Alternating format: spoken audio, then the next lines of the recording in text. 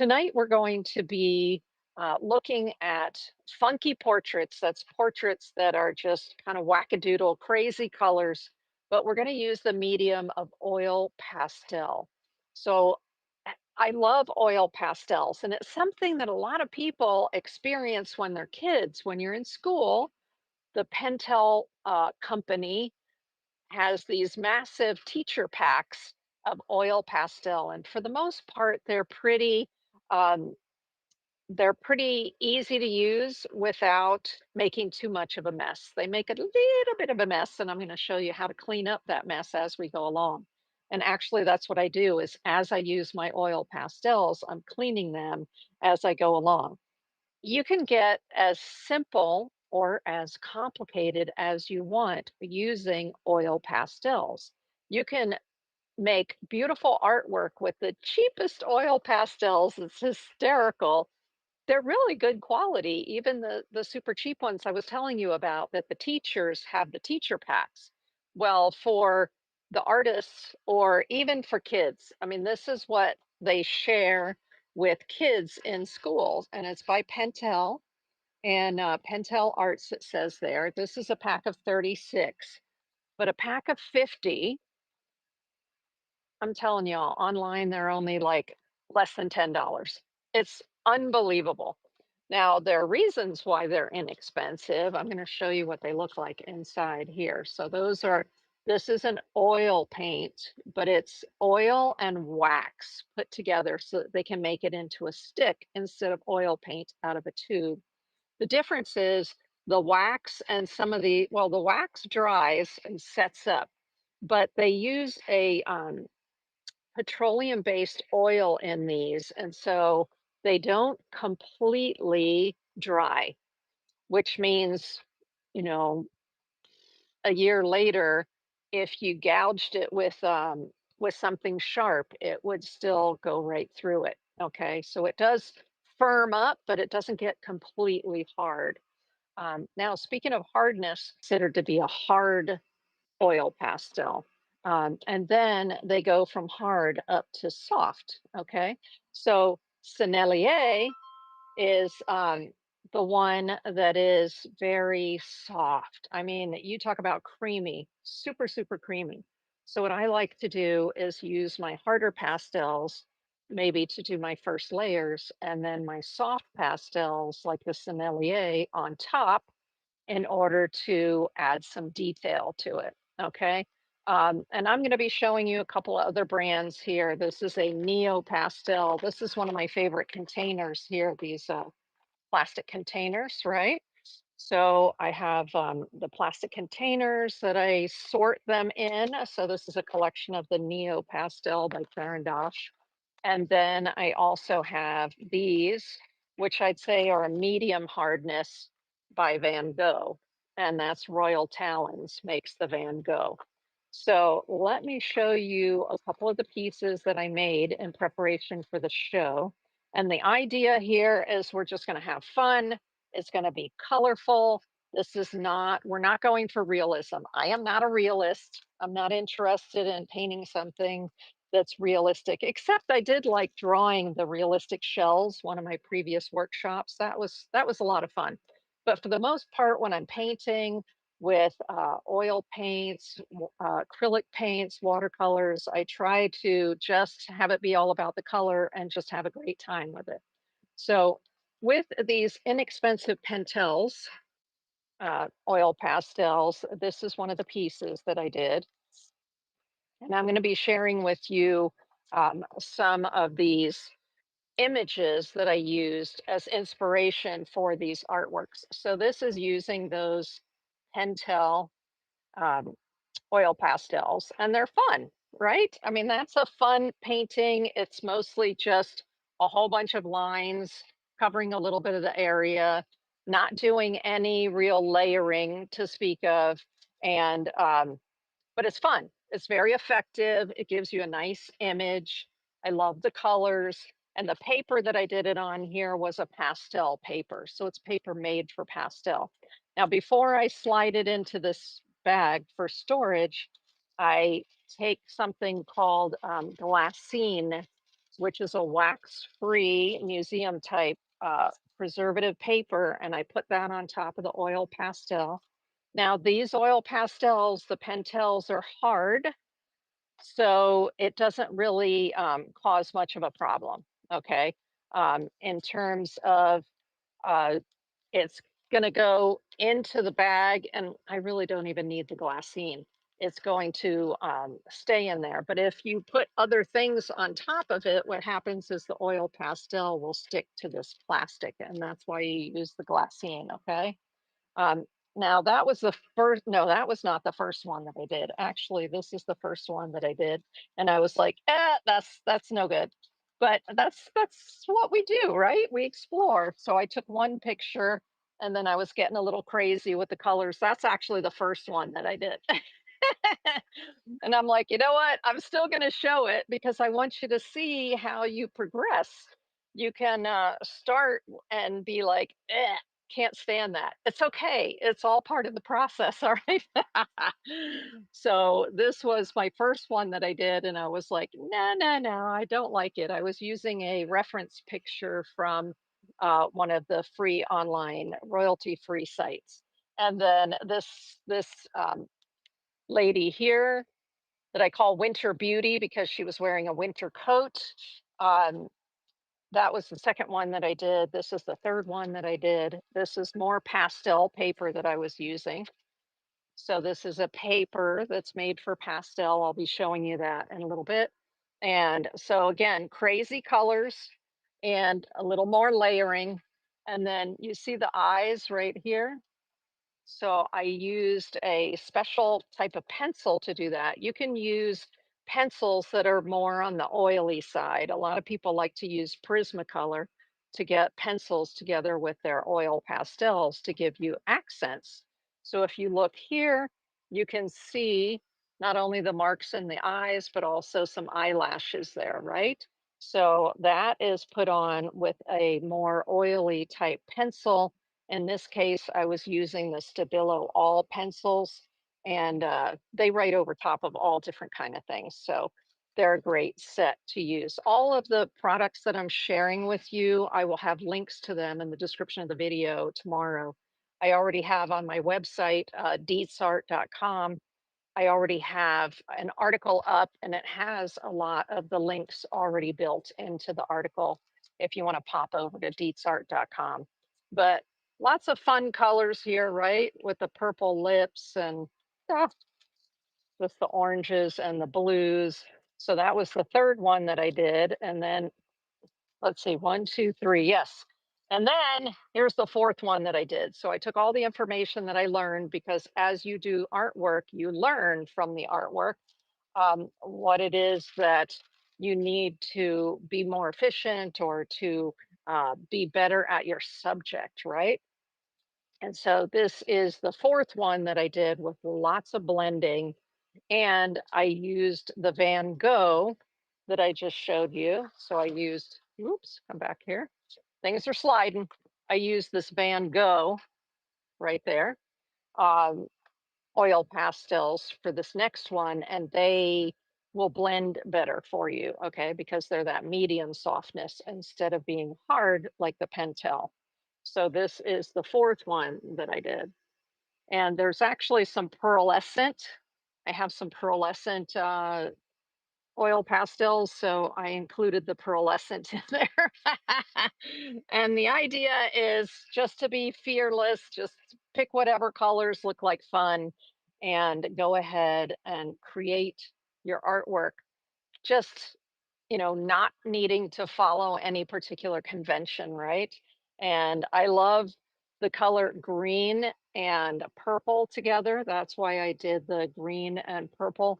And then the hair, I wanted to have be kind of a fiery orangey red, similar to this up here. And the opposite of orange on the color wheel is blue. So that's why I picked blue for out here. And yeah, so that's my green girl with a flower necklace. Okay. And that is also an original oil pastel, and it's now available on Whatnot in the buy now. Tonight's giveaway is going to be a greeting card with a print of the green girl. And so if you stay till the end of the art workshop, then we'll do the giveaway just before the art auction starts. But that's tonight. We're going to be doing that. So you can take your artworks, and if you like what you did, you can make prints out of them, right? Now let's talk about a little bit more of the papers that I would use for pastel. This is a by Hanemüller is the name of the company. They're in are they German? I think they're German. But you see the 1584 here? That's how old the company is. They've been around for hundreds of years. They make beautiful paper for all different types of work. And this one in particular is their pastel sketch paper. So I like this paper, and that's what most of those works were done on that I just showed you, like this one, because it's got just a beautiful surface tooth. Well, let's do that. The surface of the paper just has a beautiful tooth to it, and especially if you're just learning and you're doing your first couple of experiments, this is a great paper for that. There are other companies though that make really nice. It'll be called oil pastel paper. And the reason that you want oil pastel or pastel paper is because you see how there's no oil coming through the back here? And those are very creamy oil pastels, but the paper is made so the oil doesn't soak through. Now, if you just have want to do a fun project with kids and have them use some of the oil pastels like these, the Pentel, which we're going to start off with, then you know what? You don't even need to get any special paper. What I do is I just cut up a brown bag. So this is all from a brown bag, like from the grocery store, right? You just cut up some pieces of brown bag, throw it down for the kids together with the oil pastels, these Pentel, or even if you want to experiment with oil pastels and just get a feel for how they work, and you don't really care whether you have acid-free paper or not, then just cut up a brown bag, y'all. Ask them at the grocery store if you can have brown bags for your groceries, and then just use it for your art. So this is a piece that I did on a brown bag. You can still up close, you can still see all the folds. This is from the side of the bag, and there's even a line down the middle that helped me be able to draw my line straight. But what you're going to notice about this is when you turn it over, you see how the oil soaked through. So this is not a paper that is prepared specifically for oil pastel, so you can see the oil seeping through the paper. Now, for doing this, that's fine, right? Just if you're experimenting and having fun. I love the look of the brown background for those. So I say, while you're working out your ideas, go for it. Put it on brown brown paper. It doesn't matter. So I have a piece of the glassine, and I'm putting it in here to protect. So, oops, hold on a second. Let's fix that. There we go. So see how that's protecting it from the plastic right there. But we will auction that later because it is done and it's in the buy now on whatnot. But yeah, just grab yourself the brown paper. I love the brown paper. It's great. But let's say you have watercolor paper in your studio, or you have acrylic type paper in your studio. Even if you have canvas in your studio, what you can do is you can prepare the surface to receive pastel, both oil pastel and dry pastel. But for this workshop, we're talking about the oil pastel. So I'm going to show you. This is my typical studio watercolor paper, the Canson XL 140 pound. Love this paper. And what I did was I took a sheet in here. So it looks like this, and I coated the surface of it So now it has tooth to it. And I use the Liquitex clear gesso. So you can take either paper or you can take canvas. So this is a canvas where I tinted it first with acrylic paint to get a color. This is just a canvas board from Blick. And I tinted it pink and then I put a coat of this clear gesso. So my favorite one to get this texture is the Liquitex clear gesso. And you can use it on top of a surface like this that you've already painted a color on and let that dry and then go over it with the clear gesso and you'll still be able to see the color underneath. It's so cool. And so this is a great, very inexpensive prep that you can do for maybe surfaces that you already have if you don't want to go out and buy special paper for doing pastel. Now, I do have a couple of special papers for pastel here, um, and they're also by Canson, the same company, Canson. And this is a pad that has assorted colors. And then this is a pad that has more of your grays and blacks. And so these are papers that are made specifically for oil, for pastel, whether it's dry pastel or oil pastel. And the interesting thing that you might not know if you've ever seen these papers before, they come in the beautiful colors. The front of it, this is the front, has a medium texture to it. But then if you don't like the texture so much, you can take this sheet and you can turn it over and the back has a much smoother texture to it. So then you can experiment with the more texture and the less texture and see what kind of effect you prefer. When I did this one with this face on the toned paper, the toned pastel paper, I used the side that had more texture. So if you look up closely, you can see the texture underneath the oil pastel. And I like that. I like being able to see the texture. I think it just gives a little more interest. Plus, it allows the color of your paper, if you're using a toned paper, to show through. And I think that's really cool. But, and not everybody likes that. Some people prefer to work on white. So this is the Canson. And of course, the notepad that I have here that I did the green on, that's also white, but it has a beautiful surface to it for soft or oil pastels.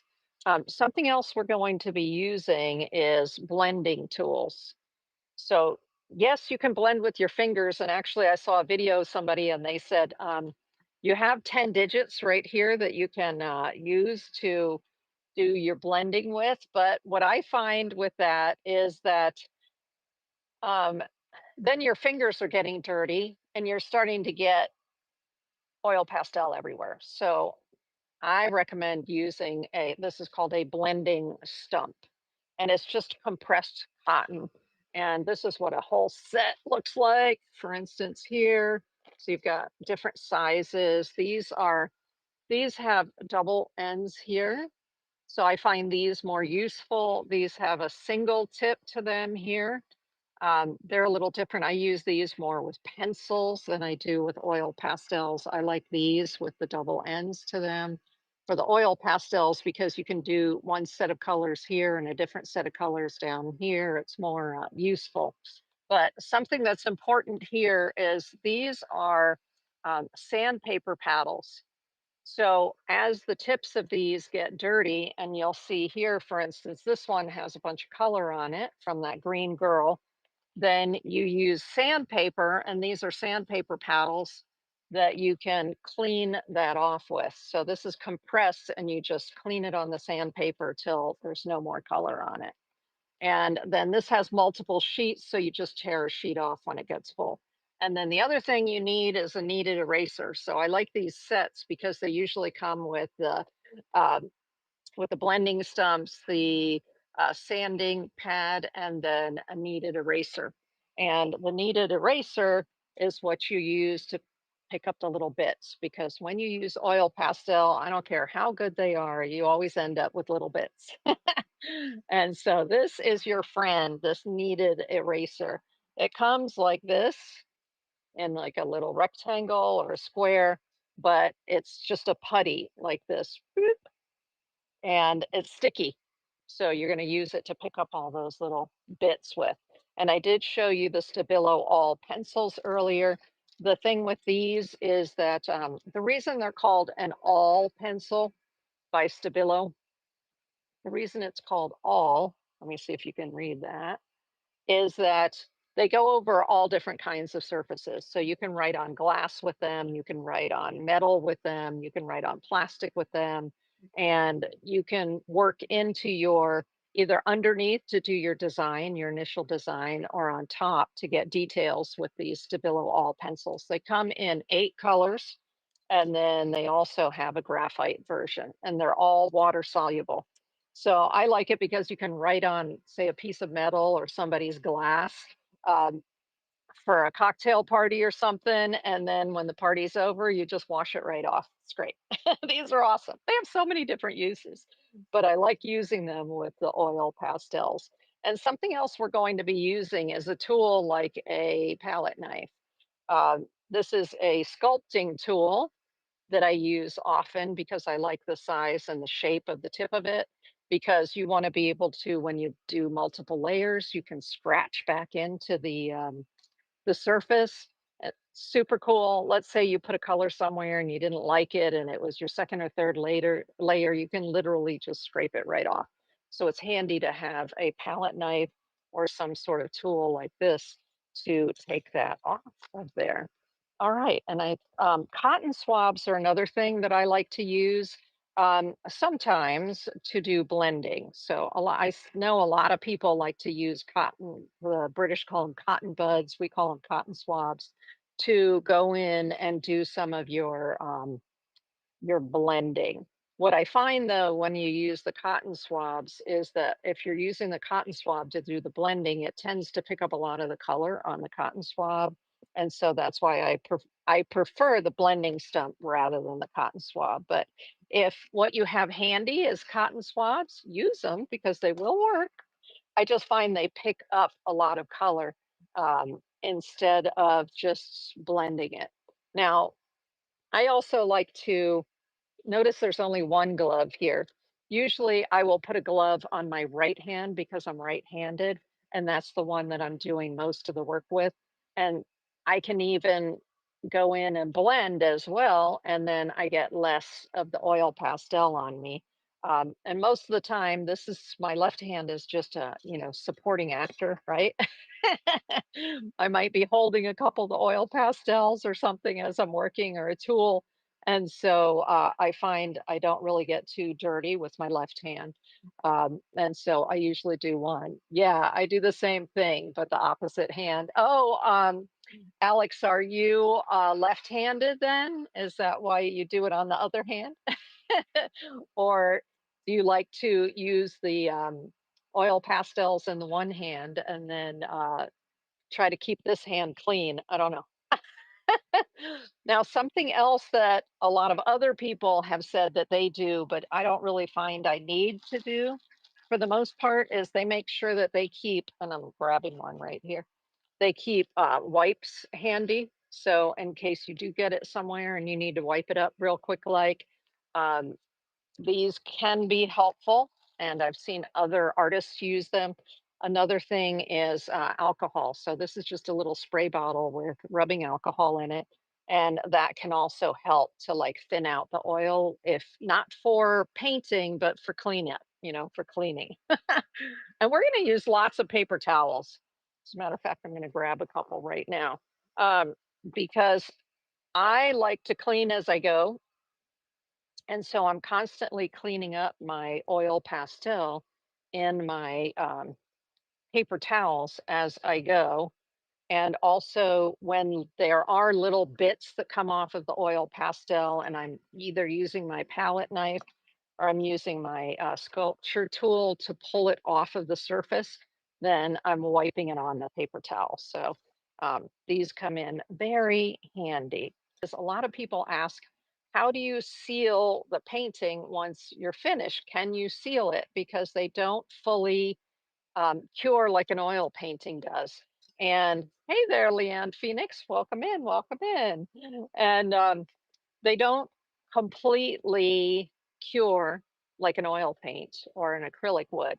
So they can be gouged and they can also stick. So, like I said, if you have them inside a plastic sleeve, it can stick to the plastic sleeve, which is why I use the glassine in between.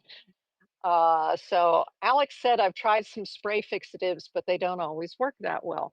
And good comment because they're not going to work that well. I don't care which ones you use, they're not going to work that well because it's just the nature of oil pastel. Oil pastels should be put behind glass. I like museum glass. Museum glass means when you're looking at the painting, you can't really see that there's glass there. It also blocks UV rays so that your colors stay bright. But museum glass is expensive. So if you just want to buy a regular, um, something that is a regular frame from your craft store, it can be helpful to use a fixative like this one. So this is the Sennelier. So down here, Sennelier, it's French, but it's specific to oil pastels. So they have a sealer for oil pastels, and they have a separate sealer for soft pastels, which is the dusty ones. So make sure when you're looking at the bottle that it says that it is for oil pastels, okay? Not, you don't want the other one. Um, because this is made to help give a protective coat over top of the oil pastels and make them a little bit less prone to gouging and all of that. But you're never going to go all the, it's not going to cure all the way through. So you do still have to be careful with them. A little less careful than you have to be with dry pastels. Oh my gosh, I love working with dry pastels, which are the chalky ones, but oh my gosh, they're just so delicate. You got to get them behind a frame really quick, you know? Um, but this is the one that I use usually for my final fixative, and I'll put 3 coats. So I do 1 coat in one direction, let it dry at least 15 minutes, go in the other direction, 90 degrees, let that dry, and then go in the other direction. So that's when I'm doing my final coat. But in between coats, sometimes you like to sort of set your artwork while you're still thinking about it. Maybe the next day you want to go back in and do a little bit of modifying. You can protect the surface because depending on how sticky they are, and some of them are sticky, like for instance, the Paul Rubens brand. Other people have told me that they stay a little more sticky when they're finished. Um, I have some, and I'm gonna do a review on them, so we'll see. We'll see. So I'll know firsthand.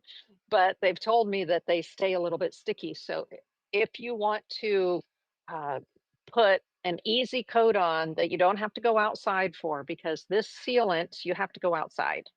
It has propellant in it, and you don't want to use that in your studio unless you're using it right next to an exhaust fan.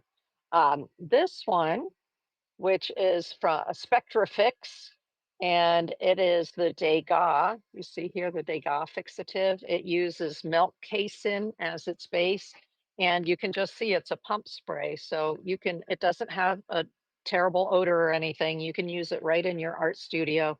I use this on watercolors. I use it on my, it says here, soft pastel, oil pastel, chalk, Conte crayons, colored pencil, graphite, charcoal, and then it works on all different kinds of surfaces like paper, Yupo, canvas, ceramics, fabric. There's just all different kinds of this is once I discovered this, it was on the bottom shelf in a Blick store one time, and I said, huh, that looks interesting. And so with nobody recommending it, I just picked it up to try it. Oh my gosh. This is a studio staple now for me. And it's a great one for getting a quick mist and doing just a light set of whatever you're working on, and then being able to go back over top of it again. So I don't use this for my final fixative most of the time. I use it for my in between layers of fixative, and it's fantastic. Fantastic. You could use it as your final fixative if you wanted to. Give it a try. You know, it all depends on the humidity and the temperature, what time of year it is, all that kind of stuff, right? I live in Florida, and most of the time it's very humid. So I tend to need like the stronger fixatives. But this one, maybe if you're in a dry climate, this might work perfectly for you. So until you get it behind glass, right? I wanted to let you know that on my website, I made a couple of sketches. So this is a sketch of a man, and this is a sketch of a woman. Hold on a second, let me find it.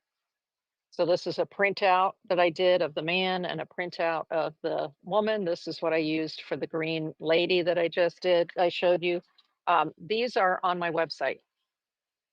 They're also, if you're on YouTube and you go over to posts or community on my YouTube channel, I also put these uh, in there. But if you're on YouTube and you go to post, um, you go into the community tab. What I found is they make the images square, whereas on my website, you get the full image like this that you can print off. So, for instance, this is the printout of this drawing that I did. And so those are just some sketches so that we can work with the outlines of those. Now, who are the artists that inspired me for this workshop? You know, I like to share with you either books or people that have inspired me to do the different workshops. So my a classic, somebody I've been following for a long time is Black Bean. So on Instagram, he's Black Bean CMS. He's also on YouTube. He has a YouTube channel, so you can watch him do his oil. He does oils and oil pastels. Um, that's one of his pictures that he's done. But you can see, look at all of the colorfulness. He's doing portraits. I love the way he does like really wild portraits, and you see all the colors that are in there, especially like this one. You've got all different kind of colors in there. So it is a portrait, but it is not your typical portrait, right? I love that. I love that about him. And I love watching his videos. He's really funny. Now, somebody that I shared with y'all before is Natasha Kekanovic. And so this is her, oops, this is her channel on Instagram. I will have links in the description of the video to these folks. So this is her Instagram channel. And you can see she's the main inspiration for today's workshop with all these. I love, she's a fashion illustrator. And so you can see how and these are done with oil pastels. It's amazing. And notice you don't have to fill the whole paper. That's what I have trouble with. I'm like, I want to fill the whole thing. And it's like, no, no, no, no, no, no. You don't have to fill the whole paper. You can leave some of the paper behind, right? And that's one of the things I've learned from her, but I keep her work close when I'm doing these kind of projects so that I can be inspired by her imagery. Now, those were images that I took off of Instagram, and these are images that I took off of her website. So there is a link on her Instagram profile to go to her website. And you see, like, look how colorful that is. And this is oil pastel. So you know it's a portrait, right? And you can do some of this detail work here using these Stabilo All Pencils. So just amazing, amazing, both male and female that she does. And these are some pictures from her website where she shows the oil pastels here. See how she just did that very simply? And then there's this one, oil pastels. Another one here, you see her Paul Rubens oil pastels, right? Fun, fun. I just love her very loose interpretation and quite colorful. And then not only does she do her work in oil pastels, which is what this one is, again on her website, but she also uses watercolor.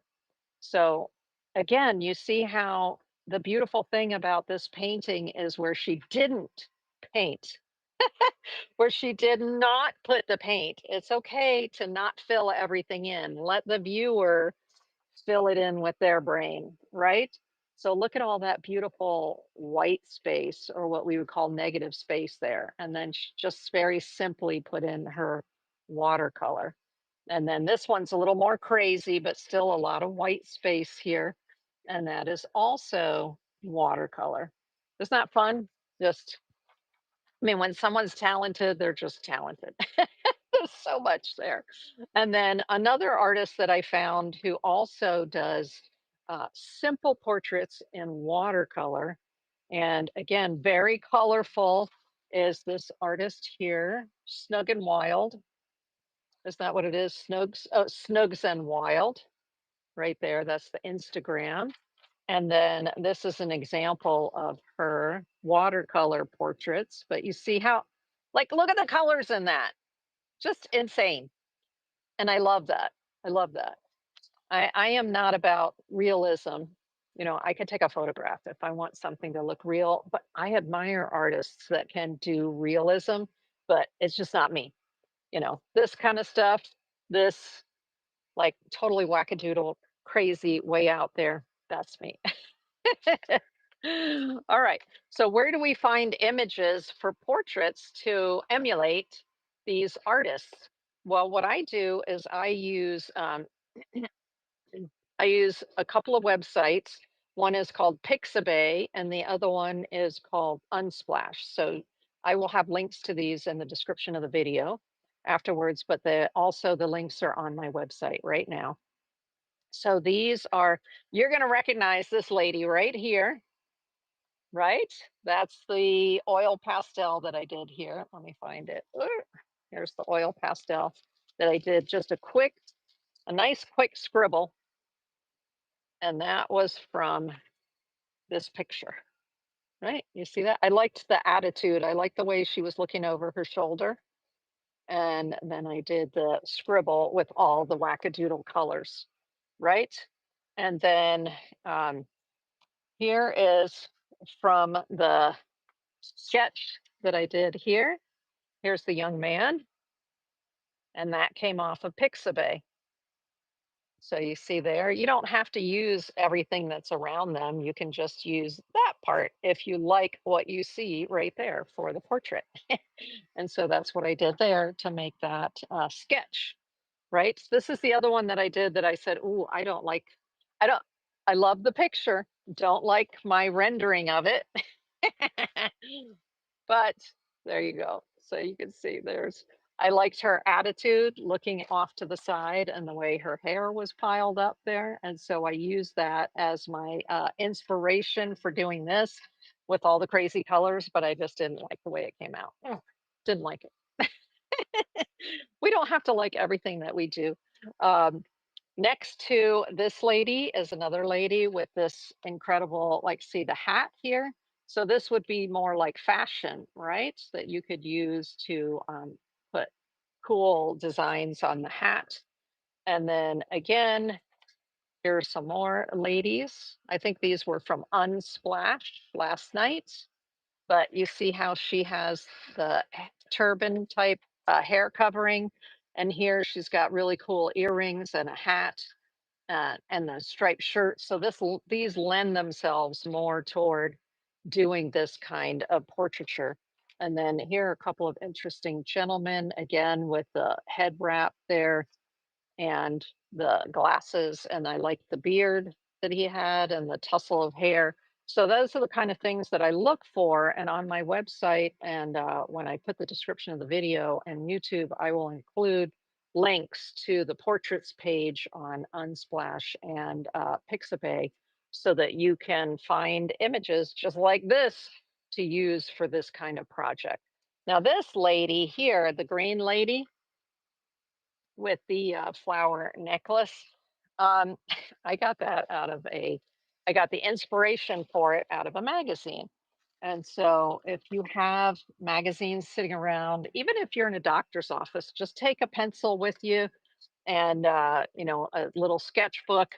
And if you're looking at the magazines in the doctor's office, like there you go, right? So I used her as the inspiration for because I liked the angle of her neck and her head. And that's really what I'm looking for is um, the not just somebody looking straight on unless they have really cool accoutrement, but um, if somebody's looking to the side or looking down or looking up, that's what I'm looking for. And that's where I got the inspiration to do this one, where she's looking off to the side like that. Okay. So those are some ideas of how and where you can find pictures for inspiration, or you can grab your mom, your dad, your brother, your little sister, or whatever, and say, "Hey, I need to shoot some pictures here real quick to be able to get some ideas for my artwork. Will you do it for me?" And see if you can get them to sit still long enough to do something like that for you, right? Now, what's the difference between the expensive ones and the not so expensive ones, the very inexpensive ones? The difference is usually hardness. The lesser expensive are usually a little bit harder.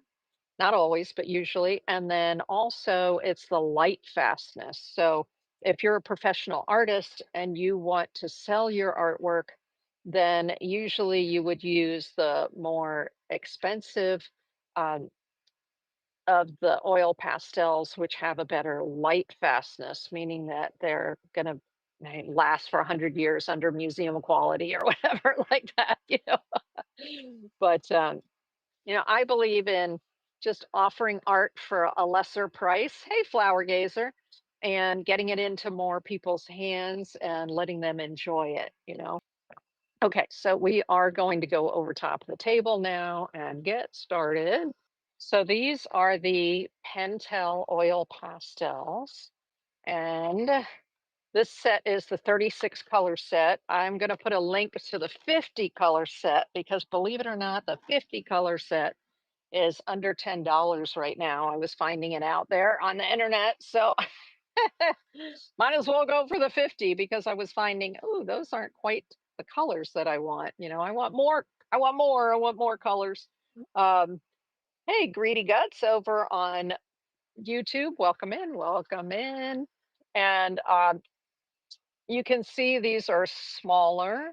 They're a small diameter. Um, you can't purchase these individually unless you're buying a teacher pack, and then you're getting, I don't know, maybe 30 of them or something like that, um, in individual colors. So they're so inexpensive if you run out of a color. I would just say buy a whole new set, and then you'll just have double of a lot of your other colors. Share with your arty friends, right? Just share them with some other friends or kids. As I was showing you earlier, doing it on the brown bags. They're so much fun. Um, but again, this is Pentel Arts. I think these are, I'm looking here. I thought they were manufactured and distributed Ontario. Huh, maybe they come from Canada. Nope, made in Taiwan. There we go, made in Taiwan. Um, but mine are pretty old, but I do love them. I love them. This is my favorite color. It's actually, besides white, my shortest color in here that I have left. This like minty green. I love that one. And it's okay to mix between, say, for instance, the Van Gogh and these Pentel oil pastels. It's okay to pull colors from different collections. The only thing that I would say is that these Pentel are a little harder, so you would put them down as your underlayers. And then you would use something that's softer, like the Van Gogh, or these are called Neo Colors by, or Neo Pastels here by Caran. That says NeoPastel on it. Ooh, here's one you can probably see more easily. It says NeoPastel. And so these and these are a little bit softer than the Pentels. So they would go on subsequent layers up top, up top. Okay. But we're going to play with these Pentels uh, to start, just to do a whole sketch, I'm going to call it. And what are we using right now? We're using the Canson XL watercolor paper. It's a nice 140-pound paper, my studio workhorse. But I have treated the surface of the paper. I just put a light coating on of this Liquitex clear gesso. Okay, so let's just do a general sketch. Okay, we're not going to do anything too fancy. Remember how I said I have this artist? What is her name? Natasha Kekanovic. I just love her technique. So we're going to use something like this. We're just going to do a basic. Well, I like this one too. So just a basic outline. And I always keep those pictures close to me so that I have my inspiration right nearby. And I'm going to start out with what? I'm going to start out with these Stabilo All Pencils. So I like to do my sketch with Stabilo All Pencils. Normally not this, when I'm doing artwork, I usually don't use this. This is graphite right here. And you know what? Why not? I'll just show you here. So this is the graphite. The graphite doesn't work as well for this, the outlining and the technique as the other colors. And the reason is because the graphite is a little harder and it throws off a lot more dust, where this is more oily. And that's why it works so well for this technique. So I'm just going to show you some of those pencil marks. And then I'm going to hit it with water so you can see what happens, why people love these so much. Well, I would hit it with water if I had some here. Hold on a second. I left all of my water in the other room because I knew we were doing oil pastel. Okay, so I'm just going to use some spray. You see how it's they're exploding. So this is the graphite. Here's the blue. Here's the orange, right? There's the red. Alrighty. So those are, that's the water solubility of these pencils. Now you can use that to your advantage because if you want to do something, if you want to do, say, just using the pencils, if you want to do an outline, fill it in a little bit and use some water to create what's called an underpainting, you can do that with these and a little bit of water. And then when it's dry, go over top of it with your oil pastels. So that's one way of using these pencil. There's even a white, which I love when you're working on a darker surface. So these are all the different colors here. So that's one of the many things that I love about the Stabilo All is that water solubility. I'm going to bring it up a little bit closer so you can kind of see. And it dries pretty quickly. Um, okay, so let's just do a sketch. Oh, what color? There's so many colors here. That's the thing. I give myself too many choices, right? Let's do the orange. You know what? I'm going to use the navy blue because I want you to be able to see it on camera easily.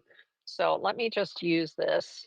And what I really like is I like where she did, let's do this one. So there's a forehead.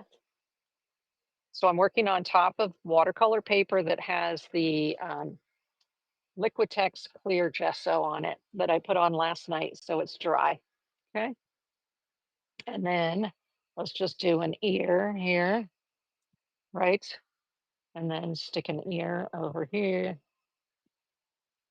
This is not about what I love is it's not about perfection. Okay, so I'm going to put a little bit of hair here. And then I'm going to do a hat because I really like this picture of the gal with the hat, right? And so where does the hat go? The hat goes like this, right? It's a big old wide brim hat. So I'm just going to take that concept in here. What I love, look at her artwork. Is she being careful? I don't think she's being careful. I think she's going with the flow, right? And I love that about it. So let's just, here's the nose. What I liked on this one was that she just sort of did this and then put these little, there's a nose for you. Remember, I'm going to go over top of this with oil pastel, so I can even change it as I'm doing the oil pastel, right? No fuss, no muss. And then we've got an eye here, like that. And then we've got an eye here. So if you're playing along and you're on paper, you can even just use a pencil for this. I'm using the Stabilo All so you can see it well. Okay, there we go. And then I like the way she kind of does this for the lips. And then let's do this. And then, oh, it's working. And then the interesting thing on one of these is she did a circle right here for the chin. I thought that was really cool because then you know where to bring this up in order to get the face going, right? It gives you an idea of where to put the chin. Okay, so that's just giving you a basic outline of a face. Doop. Let's just do this a little bit more. Lovely. Did I miss anything? Yes, the neck. Okay, so let's see. Where's the neck coming down? Neck's coming down right about here. And then the shoulder. Then we have a neck coming down here. Let me see. I want to get it somewhat the same here. Boop. There we go. Okay. Wow. Yes. You see how it's just very loose. There's no worries at all. We are just having fun. That's the beautiful thing about these Sunday afternoons, right? We are just here to have a blast. Oh, okay. So now we're going to do some play with the oil pastels. And what do I want to start with? I like to start with the eyes. I would pick a color for the eyes, normally something light. What do we get? Why not some orange eyes? Let's do some orange eyes for the heck of it. Okay, so I'm going to do orange here. I'm not worrying about the black because I can come in and put the black iris in later. Okay, there we go. Orange. Now that's a lighter orange, which I selected on purpose because now I want to take a darker orange. And what I find is usually somebody's eyes are lighter in the center and they go darker on the outside. So I'm using, now this has a little point to it, which is perfect because that'll help me here to put some darker around the outside. There we go. Now, I see that there were little bits, right? Because that's what happens when you're working with oil pastels, you end up getting bits. And I can already feel I'm getting oil pastel in my hand. So I'm going to go ahead and stick a glove on here. There we go. And so now either my, for instance, my palette knife here, I can pick up little bits like that. And I always have my um, paper towels handy so I can just scrape it off if there are little bits there.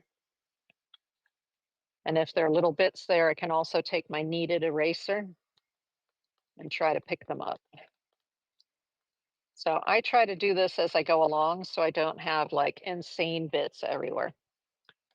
Okay, let's go ahead and I have to keep reminding myself I don't have to cover everything with color, right? Let's do the hair green just for the heck of it, right? Just for the heck of it. So I'm going to use a darker green next to the neck because it's going to be darker over here normally, right? Ooh, okay. So we'll just put the darker green in here. The more textured your paper is, the more oil pastel it's going to use up. But you know what, y'all? Our art supplies should not be precious. They were manufactured for us to use and have fun with. So I don't want any of you going, "Oh, I can't use that," you know? I'll use them up. Isn't that the idea? That's the idea. You're supposed to be using them up. Okay, cool. So let's do the dark green there. Now I've got bits on here on the dark green one. So what I do before I put it back in here to the case is I get those bits off. And again, you might say, well, aren't you using up the oil pastel when you do that? Yes. But what I find in the long run is it keeps all those little tiny bits out of here. And so it doesn't contaminate your other colors that way. Okay, that's just the way it works for me. Now let's take this kneaded eraser because I can see all kinds of bits here. I'll take the larger bits off with one of my scraping tools or my palette knife, right? So I got some of them off there. There we go. And then I'm going to come in with my kneaded eraser. Awesome. And you see the color on the kneaded eraser? So you don't want to like take this color and start dabbing somewhere else because you'll carry the color over there. So I can do it that way, or I can do it this way. It almost blends it at the same time. And then what I like to do is if there's a lot on there, I like to wipe it off first before I knead it. That's why they call it a kneaded eraser. Okay. And then we're going to knead it. And now that color is gone. It's disappeared in there. Okay. Are there other little bits here? Yes, which always happens as I'm working. I get bits everywhere. Okay. So next, what I want to do is I want to work on more of the hair here. So now I'm going to go lighter. Usually what I do, and if you've watched my classes before, you've seen that I'll do a light, a medium, and a dark. At a minimum, I have 3 different tones that I'm working with. Mm. So let's go with a medium, medium green, and bring that in there. Next, next. Okay. And then usually the part that's closest to the light out here is going to be our lightest, right? There we go. So we've got some going there. Nice. I'm liking where it's going. There are little pills. They're called pills on there. It's pilling, right? Just like a sweater pills. And then, oh, I'm going to take my favorite super light minty green here and bring the minty green around. Now, I can just take this mint green and run it right over top of that other green and kind of mix them together right on the surface. So this is one way of blending, is just blending right on the surface like this. Okay. So that sort of brings all of the colors together, right? So let's put some of this here. So one way of blending is just blending with your stick, the stick. I'm going to bring it out just a little bit. Why not? Okay. So I'm just going to blend it right in there, right on top. Nee. I'm going to have to take the paper off here in a second because this is my favorite one. So I use it a lot. Okay, cool. So I like the variation that that's actually giving. Let's see. Bit more. Nice. Okay, so do you see the blend that we got there by just using the stick? Okay, now there's a lot of color on there and a lot of pieces, a lot of little tiny pills. So you see why I said I always have uh, my paper towel handy because I want to get that off of there before I put it back into there. But let's see, where else can I use this? I think I'll use it right here on the chin because, right, a lot of times your chin is going to have a light section on it, right? The light falling on your chin is going to be a little bit light, isn't it? So I'm going to put it right there.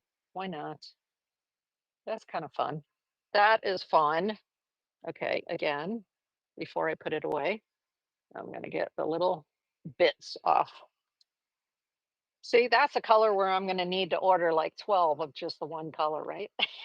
Again, I don't know. We'll see, we'll see. Okay, so where else? Um, one of the things I see that she likes to do here is let's just take a bright color like this bright blue right here. And she doesn't always like fill in every area. She'll go around the area. So let's do a eyebrow, and we're going to come down here like this, and then we're going to do the other eyebrow. We're going to come around like this. There we go. And then I'm actually going to use a different color. So this is a great way to just work out sketch ideas if you're okay with doing things that are more colorful and abstracted. Okay, now I could see a bunch of blue here. I want to pick it up before it gets too crazy. Okay, and then for these sides right here, I'm going to use a different blue. I'm going to go just a little bit darker. So the one we just used was this one. And sometimes what I'll do is you see how this is up like that? So depending on the set, if I have a set with a lot more colors, I'll often do this to set aside the ones that I've already used. You know what? Rather than using blue, is this one a blue? See, these don't even say on them. Well, it says number. It doesn't have a color name. It has a number right down here, right? Or does it? No, it does. Ultramarine. Okay. Woo, I was wrong. It did have the color.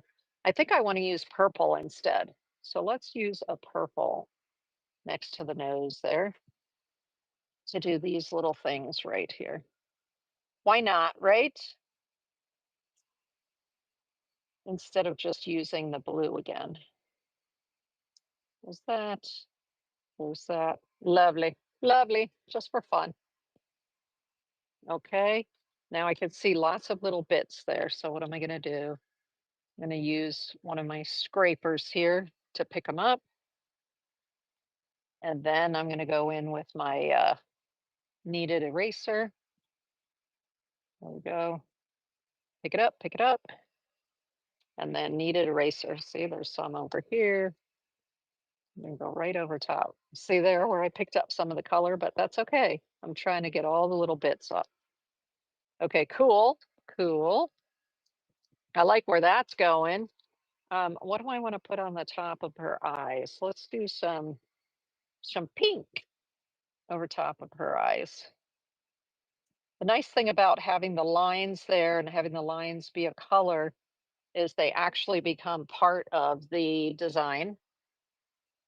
So let's put this here.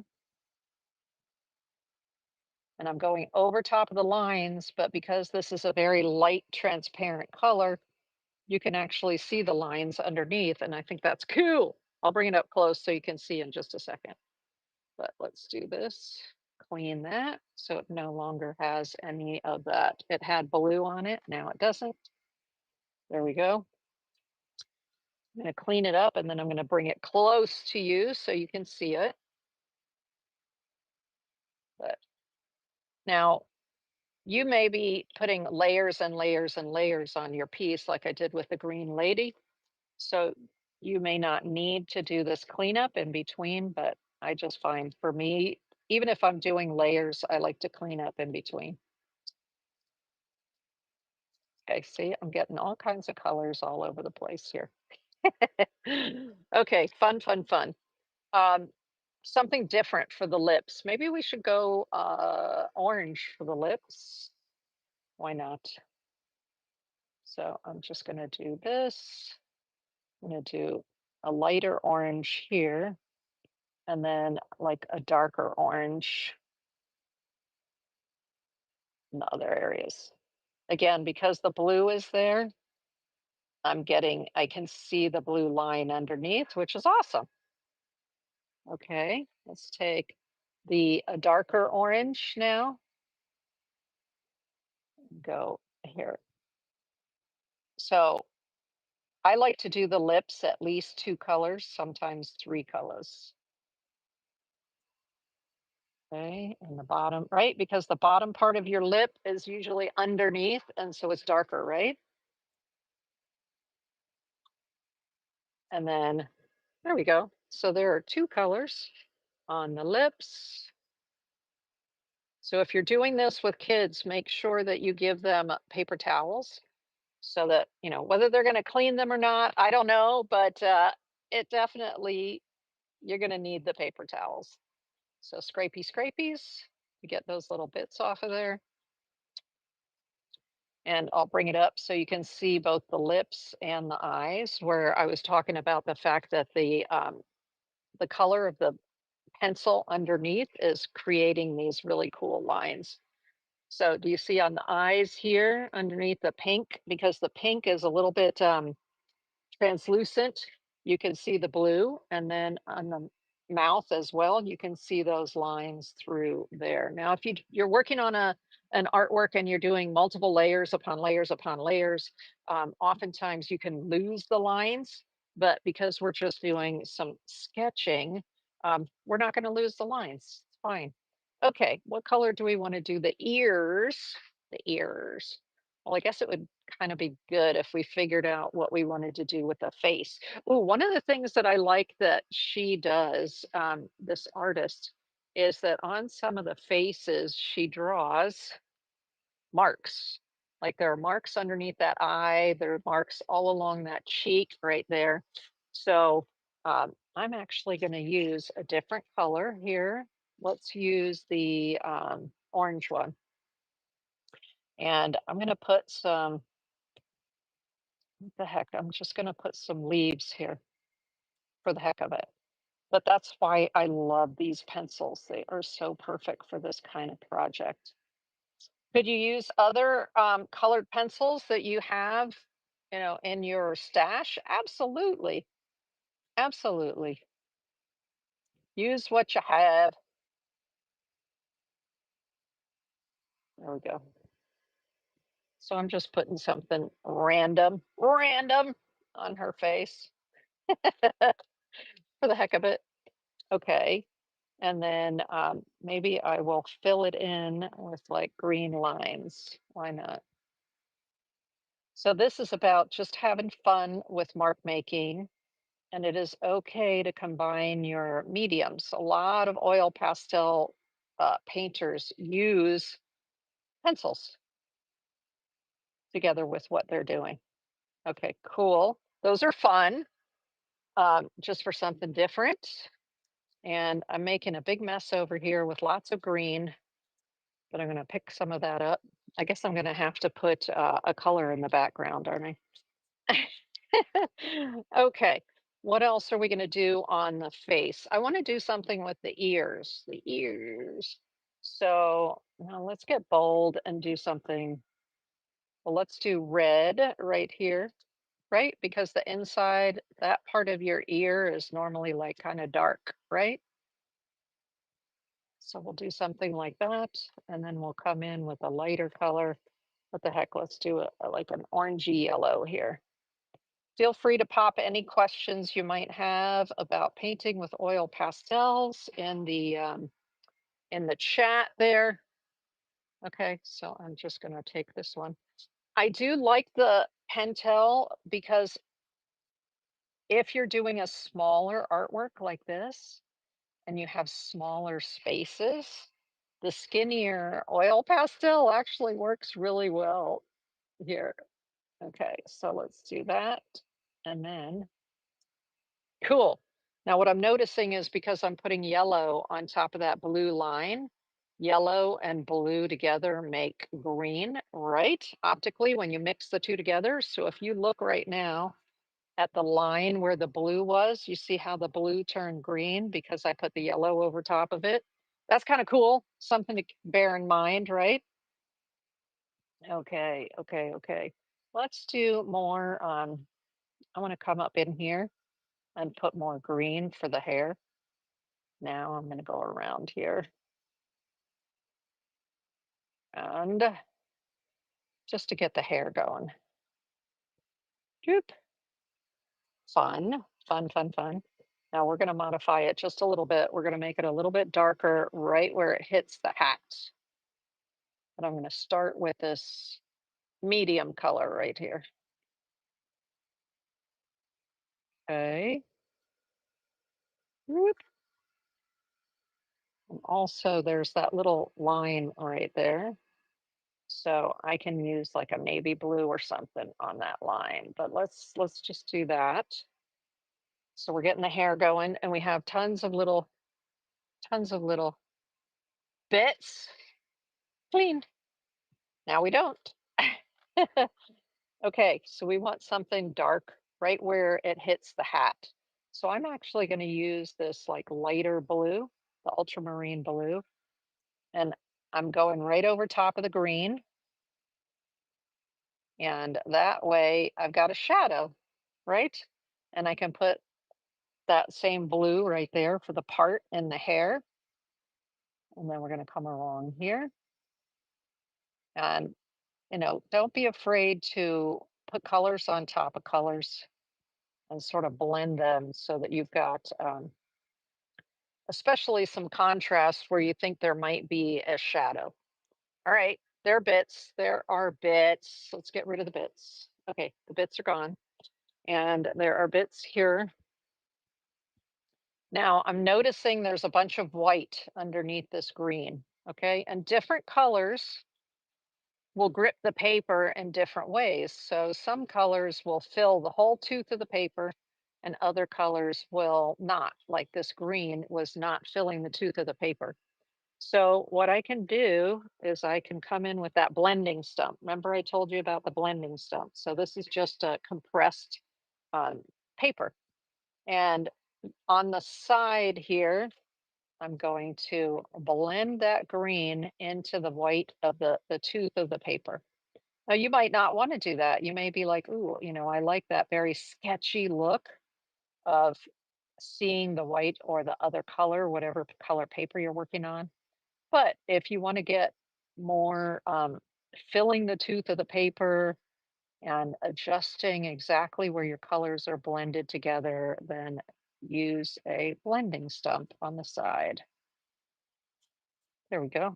So where this side you can see the white of the, oops, hold on. This side you can see the white of the paper through. This side now it's filled in. So we've filled in the tooth of the paper. So let's do this side right here.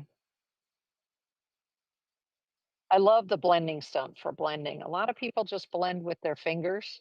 And actually, let's use the cotton swab, right? Yeah. And a lot of people just use a cotton swab to do their blending. There we go.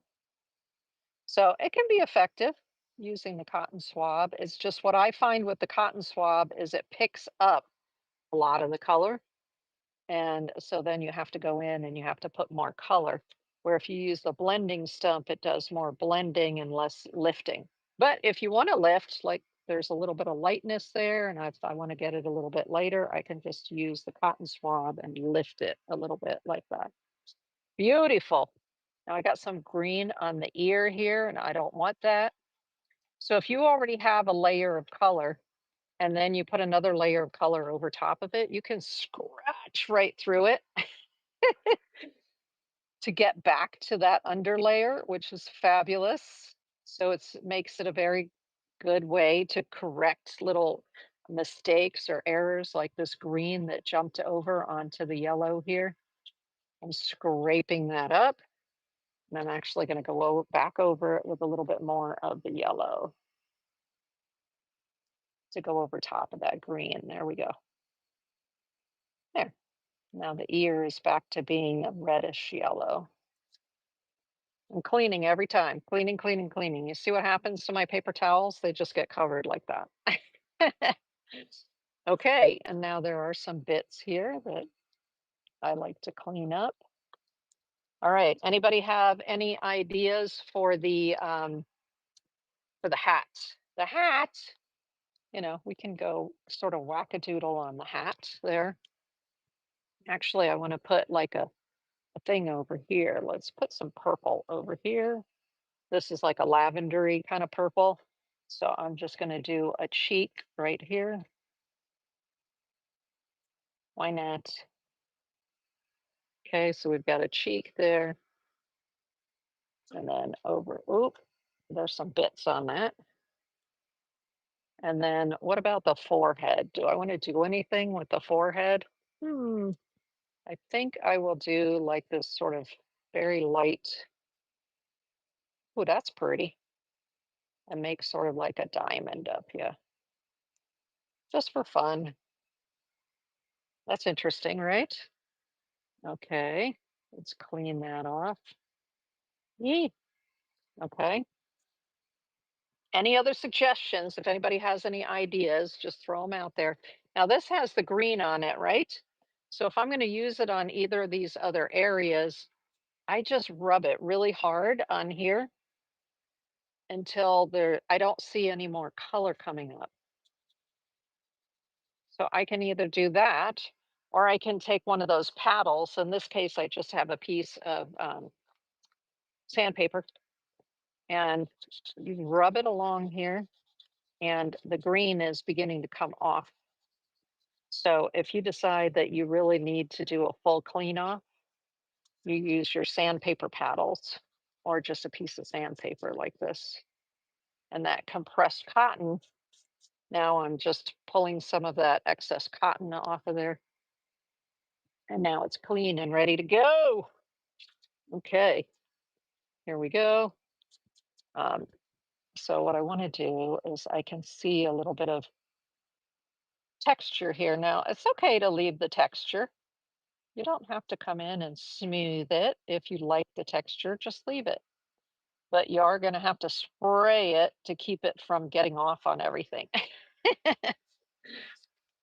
Okay, so that was that one. And I went ahead and wiped it off. And now let's do this one right here. And what I'm trying to do is get it into the tooth of the paper so it doesn't easily flake off, okay? That's my objective here. Nice. Oh, she's looking so cute. And let's take the kneaded eraser, come in here. I see little bits, so I need to, what is that? What is that? I see something here. I want to get up. There's a little spot in the red right there. There we go. So let's lift that up. Okay. Lift some of this up around the edges. Lovely. Lovely, lovely, lovely. Okay. What do we want to put underneath her neck there? I usually like to use dramatic colors under the neck. So let's use a dramatic blue. What direction do we want the sun coming from? Some yellow right there. Deep, deep. The light's coming from there. So the shadow is going to fall on this side, right? Of the neck. So I'm just going to come around here and I'm going to create a neck shadow, like kind of a dramatic shadow. Nice. Love that. I think it's the same blue I used up in here. Fabulous. And so let's blend that a little bit. Fantastic. Some people like to start with the lightest color and then move along to the darker colors. And that way, as they're blending, they don't have to worry about their blending light or dark. Actually, one of my dogs bit this. You see the other end here is all chewed up.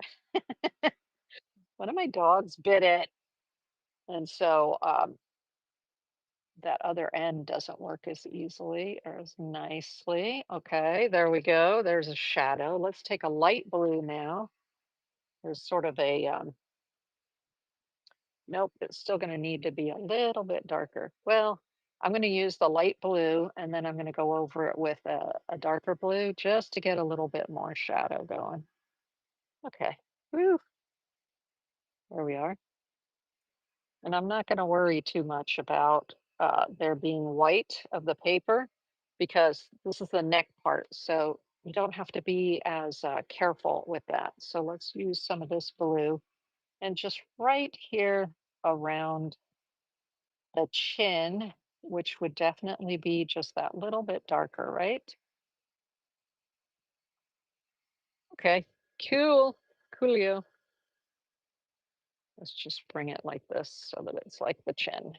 Okay, love it. Love it. And I'm actually going to leave a bunch of that white because I like it not being perfect, not being all blended in. So let's use this kneaded eraser and pick up the bits so that they don't go everywhere. Okay, cool. Nice. I like where she's going. And like I said, you don't have to cover the whole face, but what would be another fun color to use on the face, like right around in here, maybe? You know what? I'm going to do some of the marks that that other artist likes to use. So she does like almost little fish scales like this. So let's sort of put some fish scales in here. And again, you can do this with any of your pencils. I just like using these pencils. That's kind of different, right? So sometimes for the first iteration, I'll do a piece very similar to the artist. And then I'll branch off and I'll be like, okay, what do I want to do that would be more like my art? Just like when you're studying, let's say you're studying oil painting, what does your teacher normally have you do? They'll have you study the masters and replicate the masters. And then you can branch off into your own thing. You decide what part of what you're doing you like, and then you pursue that. Okay, so this is coming out more like the kind of things that she would do. Now, at this point, let's take the black. So is this the black? Yes. And I'm going to put the black. So you see how that worked? Now I'm wiping it off in between because it has oil pastel on it. And now I'm going to come in here. Isn't that cool how you can just draw right on top of it? Yes, it'll push it out of the way, but it's okay. It's okay. It's cool. It's cool. It's fun. Okay, now I can either go back in with white to put little marks on the eyes, or I can use a white oil pastel, which looks like it has some other colors on it. So let's clean it off first. And then let's see if we can get like a dot. Yep, it's working. Now I just got a dot. I'm going to turn it a little bit because there's stuff on there. Smoot, right? And then I'm just going to press hard. Press kind of hard to get the, come on now. See? There we go. Nice. So now if you look at the eyes, you can see the black that I put on with the pencil.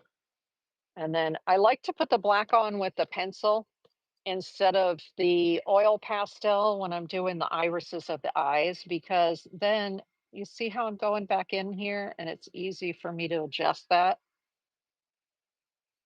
It's much easier to adjust with the pencil than it is to try to adjust with the fatness of the oil pastel here of the end. Okay, cool. We have eyes, y'all. We have eyes. That's awesome. With the little whites. Now, what are we going to do with the the hat here? And you see, I can pick up some of these little areas where I might have gotten schmutz. But if you do get, if you do make a mess, like I'm starting to make a mess here, you can just go back over top of it, right? Let's use this one. I really love this color too. This one right here. So what if I just say, okay, I'm going to make part of the nose this color. I don't have to do the whole thing that color, right? Just part of it. Okay. And I'm going to come in here and just sort of blend those together.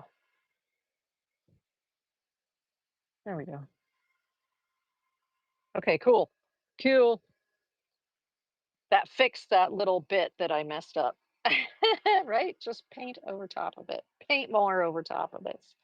Okay, let's do this. This. Oopsies. Hold on just a second. I touched my phone. Okay, so we're going somewhere. We have little bits all over the place here. You can choose to put nothing in the background, or if you have lots of little spots like I do here, because these put off lots of bits, then I may want to cover that area. Um, let's see what we're going to do with the hat. The hat. I have the idea to maybe use the bright yellow, and I didn't use much of the red. What about this one right here? Looks like a red orange. No, we're going to use this sort of pinky, this one that looks maroon. Okay, so I'm just going to go, let's use the yellow right here. So I'm just going to create sort of a striped hat with some of the colors. And then here, like this, just for something different. And then we're going to put a stripe over here, right? I'm not trying to get it perfect. I'm not going to fill it all in. Okay, here, the yellow, look, I'm going to make the yellows broader, a little bit broader. And the red's a little bit narrower. There we go. Now this is all the way down to the paper. So what I do for that is there's going to be a seam here somewhere.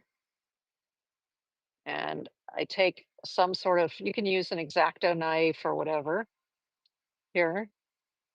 And I'm just peeling part of it away like that. Now I have a nice fresh end to it, right? So let's make that just a little bit more. And then we're going to do a little more red here. Okay.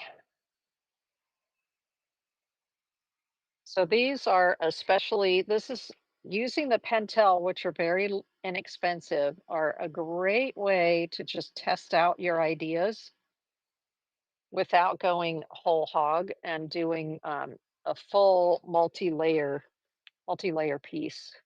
So here, plus, if you like what you do, you can always photograph it and make prints out of it. The actual paint itself, I'm not sure how light fast it is and how long it will stay brilliant for you. But I know that you certainly can photograph your piece and make prints. As a matter of fact, the artist that's the inspiration for this workshop, she has quite a few prints on her website, which are prints of her artworks like this. Okay, let's do this. Think about what color you think we should do the background, y'all. What color should we do the background? That's this area over here. Or maybe we don't do a color, maybe we just do a design on there. Okay, fun. This has to be a little bit wider to kind of match, right? If you're going, it almost looks like a halo, doesn't it? And not a hat, which is fine. I don't mind that. Okay, let's put the red out here. Get it coming over here like this. Woo! Isn't that fun? That is so much fun. Okay, so let's do this one out here and fill that in. I like seeing the paper underneath, the tooth of the paper. I think there's something very raw about that, and I love that. It gives it more of an organic look. Okay, a little bit more yellow here. There we go. Nice. Oops, that has to be wider, doesn't it? And there are other colors that are getting on here. I am just not worrying about it because we're supposed to be having fun and just experimenting. We're not using our most precious, expensive materials. We're just having a good time. Oh my gosh, this is so much fun. There we go. Almost done. Almost done. If there's something else you'd like to see me put on it, let me know. Let me know. I'll be happy to use a particular color or try a certain shape. You just let me know and I'll be happy to do that. There we go. Fun. Now I see this goes down just a little bit more. And then we'll use the last of the yellow here next to the green hair, a little bit right here. Fabulous. Now I got a bunch of red in with see how there's a whole bunch of red on that yellow? Oopsies. So what am I doing? First of all, I'm cleaning it off here to get the red off of the yellow like that. Hey, I've got it on my fingers. No. Yeah, it's getting everywhere. Okay. So now what I'm going to do is I'm going to go in with my palette knife and I'm going to scrape this off. Scrapey, scrapies. It's okay. You can scrape. And then I'm going to put some more yellow back over top of that. And we'll see if we can make it so that we don't get a ton of red in with the yellow, right? Okay, let's try another little layer here. There, that's much more yellow, much less red. Okay, that time. Because I didn't have red all over this when I used it. So yes, you can scrape in, you can fix like that. Okay, here we go. There are bitty bits everywhere. Now, another thing you can do to get rid of the bits is you can take this and go like this, and the bits will fall. And then normally I'll put a piece of uh, wax paper underneath so that the bits will fall on the wax paper. Okay. I don't know where that came from, but that's okay. Like that. Lovely, lovely, lovely. Ooh, she's looking good. Let's just take some of the bits off of here. Eee, I can see the bits, but they don't always want to come off, right? And up here, I don't want that red getting in the green. Ah, I'm getting red in the yellow. Let's get that out of there. Scrape this, scrapey scrapies. There we go. See, I got a little bit of red there from the right here from that kneaded eraser. So I'm just going over top of it. Okay, cool, cool, cool, cool. Continually cleaning before I put it in there. A little bit more. Bits, bits, bits. Let's get the bits out of there. This one, this bit. Nice.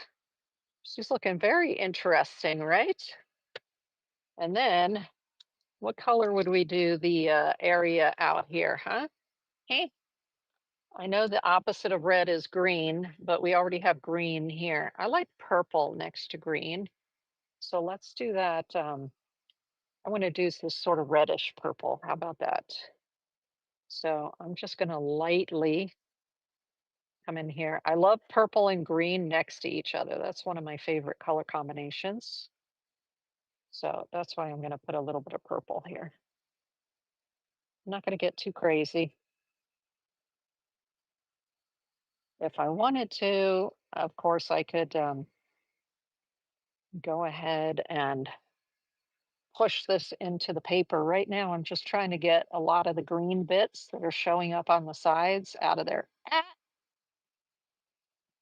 Now, if I don't have the lightest color that I want, I can put white on top of it. So let's take this And I'm just going to put some white on top of the purple and let's see what it does, okay? So we can put that away and let's take the white. Lots of times I'm using white in order to lighten colors and blend them together. So here, I'm just taking the white, and then you see how I can get sort of a light lavender out of it just by going right over top of it with the white. So a lot of kits come with more than one white. This kit happens to only have one white, but you can order like a whole box of just white, big box of it. Okay, so there we go. And I would highly recommend that. When I bought the Paul Rubens, which I haven't unboxed yet, but when I bought it, I bought the extra set of 6 whites or three, maybe it was 3 whites, but I bought extra whites to go with it. So look at the difference between here, where I use the white to push it in, and here, where it's just the purple without the white. Makes a big difference, right? I like using other colors to blend and push together. Okay. So this one is fun. That's a fun piece. Oops. I'm getting down to the paper, which if you get really stuck in and you're having a good time, that's what's going to happen, right? Oops, that's the wrong end. Let's do this end. I was using the wrong end. Eek. Okay. I try not to tear too much of the paper off because the paper helps to keep your color or your stick stiff. It helps to hold it together. So there's a little bit of green on there, and I don't want to get green in with the purple. So I'm using the paper towel to get that green off. Okay, there we go. Now it's fresh, fresh, fresh, fresh. It looks so cute, right? That's more like it. That's more of the purple color that I want. Cool. Sometimes it's just picking up two different, a different stick and going to town and getting a nice blend. Okay, fabulous. So that's all I'm going to do on that one. Um, let's clean up these bits that are around the edges here. And whew, there's some big bits. And then come in with this. Nice. Okay. So the next one we're going to do, ooh, there's a little bit right there. No, yes. Okay, cool. You can see now, looking at that, you can kind of see the inspiration from some of these right here, right? Like that, where you don't have to fill all of the paper. These from her Instagram. Again, it's Nat Natasa Kikanovic, but I will have the link in the description of the video. But you can see lots of white space and really playing with uh, colors and different designs there, right? Ah, that is so much fun. Okay, so we're going to put this one aside. Again, this was done on watercolor paper that I put the clear gesso over top of to prepare it to receive pastel. And you can use either um, oil pastel or soft pastel on that surface because it'll have a nice tooth and it'll be perfect to receive any kind of pastel. Now, you see all the purple on my white here? So I'm going to go ahead and clean that off before I put it in there, right? No, no, no, we don't put away dirty pastels. Okay, there we go. So now I've got bits everywhere. Now let's go ahead to another piece of paper and we're going to do the man with the sunglasses. So it's one of the ones that I put the outline on my website. And that is this one right here. Oops. I can see little bits that I want to be sure I get up before I set this aside and get bits everywhere in my studio, which happens. It does happen where I end up with bits everywhere. So we're going to put away, well, you know what? We're going to leave out the Pentel just to do the outline. And then we're going to use a combination of the Neo color and the Van Gogh.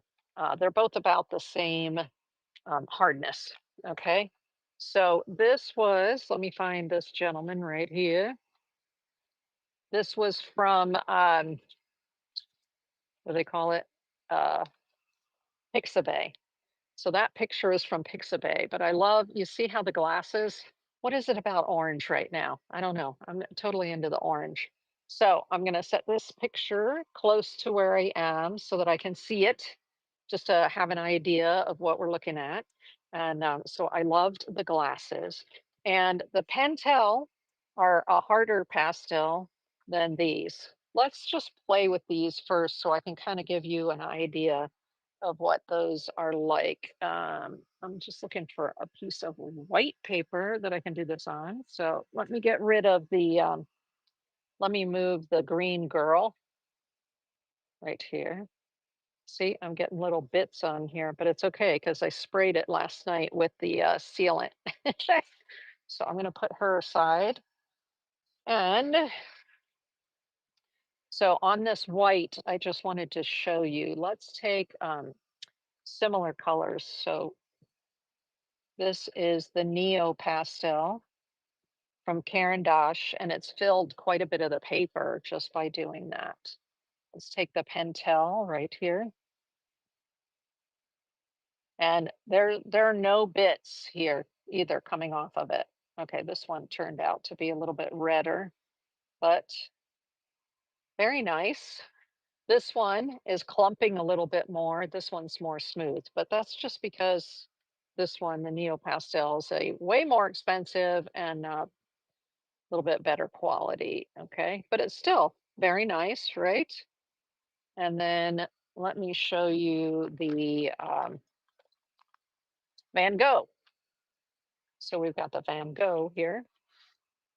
Now the Van Gogh, you're gonna notice are a nice, large, chunky oil pastel. And I love that because when you buy the Van Gogh, you're getting a lot of oil pastel. Let me show you these, for instance. So you see the difference in size there between those? This one's big and chunky. And then this is the NeoPastel by Caran. It's like a medium size. And then the Pentel are tiny. They're small. Okay. But still, I love the Neo colors and I love these um, Van Gogh for doing professional works. So there's just so much more in that Van Gogh that it's really covered the whole tooth of the paper, and there's not a lot of pilling going on with these better. They do, okay, because it's a medium hardness. The Sennelier, which are super soft, don't have very much pilling because they're so soft. They just lay right down. But these have a little bit of pilling, a little bit of pilling, and then these have a lot of pilling. But I wanted to show you on the white paper kind of how they look. I'm going to bring it up closely for you. But you still get, you see, this is the Neo Pastel from Caran. This is the Van Gogh, and then this is the Pentel. They're all covering nicely, but part of it is how light fast they are, how, you know, value wise, how much is in there. Right? How much they're going to last over the years. So definitely the Van Gogh and the NeoPastel are a better choice if you want to create artworks that you're going to sell. Let's take this one then. This is the Hanamola paper, the one that I just showed you, this paper right here. Okay. Actually, I'm going to put this right here so it's easier to work with. Um, and the surface of it is just so beautiful, perfect for, it's called pastel sketch paper, so it's perfect for doing sketches, experimenting, getting your footing, right? Figuring out what it is that you want to do. So let's start by using the Pentel. They're a little bit harder, plus they're small, so they're a little easier to make the marks. So let's just go over the line here with this. Ooh, okay. This outline, this is a printout from my website. So this is this is that outline, and this is this outline, and a lady and a guy in case you want to print those off for yourself to use. Okay. I am getting pills. Phew. Let's pick the pills up there. Okay, so it can be fun to do the outline with the Pentel, and then I go to the other ones. What else do I want to do? Those glasses. Let's just do this. Just going to do an outline here. Gorgeous. Okay. Now, I'm not going to do this part because I have a bronze or a gold, like a deep gold that I can use for that. Um, let's get, what color do we want his skin to be? Do we want it to be like a light purple, purpley pink kind of thing? I think I'm going to use like a magenta here. There we go. So you do not have to do um, your sketch, your initial sketch with these Stabilo All Pencils. You can just take your pastels and go right in and do your sketching. But I just like to do my sketching with the Stabilo All Pencils first to get an idea of where I want everything to go. And then I go in and I will use my oil pastels. Okay. I stopped right here because there's hair right here. Um, let's just do this. This is his neck here. Okay. I'm already liking where it's going. Um, okay, the lips are going to be what color? What color? You can always make suggestions. Let's give him, what the heck? We're going to do green lips right now. Green, just for the heck of it. See how the green went over top of the red like I was showing earlier with these Stabilo All pencils? So it leaves a nice outline for us. Oh, that is so fun. Okay, I'm just going to fill it in right now with the green, and we'll do, oops, interesting, dismissed. Okay, there we go. Just to get started with that. And we're going to pick up the bits here. I love working on this paper. This is fabulous paper. I've had trouble finding it online though. Mostly you find it in art supply stores, the Hanamula papers. This one in particular, the pastel sketch. Okay, that's looking interesting, right? Let's go ahead. We're going to put away the Pentel for right now. And we're going to get started with some of the NeoPastels and the Van Gogh. So here, I actually have, I bought the Van Gogh as kiwi lips. That's right, Mark V. Kiwi lips. I love that. So I bought a set of how many? How many did I buy? These Van Gogh. It was I think 24. Yes, a 24 set. And then I bought a whole bunch of them open stock. So, for instance, the 24 set doesn't have this, which is a clear blender. So, yes, there's a clear blender that you can use. I actually like using a clear blender like this in a stick. This is the pearlescent. I bought two of the pearlescents to use instead of white. That's what I did the cheeks with the girl with the green skin. This is the dark gold that I was talking about that I was going to use for here, right? So I'll just go like that for the rims or the edges of the glasses. That's the dark gold. Oh, and it's getting color on it already. Now I wanted to show you here. So I bought open stock and I bought the set. So I took them and I organized them by color. And so these are the two little trays that come with the 24 set. And then I organized in the box. So I have these loose. And these are extras. If you look here, these are ones where I have more than one. So I just stuck them up there. But what I wanted to do was I wanted to take this one. I used to have the excess in a bag. Don't do that. Okay. Oh, thank you. Somebody was saying on YouTube, please like the stream, guys. I appreciate that. Thank you so much. It is important to get those likes going on YouTube, please. For sure. Thank you. So this is one of the ones I sat here last night. It's very meditative, and I cleaned all of my oil pastels. It is a good idea to keep them if they do come in these little sets to keep them separated. And the reason is because they get so dirty when they're in a bag next to each other, which I discovered last night when I pulled out the bag and said, oh my goodness, okay, this is a mess. These are a mess. So I had to clean them, but I saved one that wasn't clean so that I could show you what I do to clean them. Okay. So there is oil pastel all over here. And of course, I use the paper towel. And here I'm just, there is so much like color up in here. Some of them I couldn't even really tell what the color of the oil pastel was. There was so much of other colors on the top of it. It was horrible.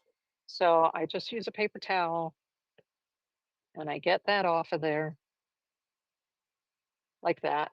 Now that color is a lot deeper, a lot redder than what it looked like before I cleaned it off. It just looked like a dark brown, but it's actually not a dark brown. It's like a lighter, rustier brown.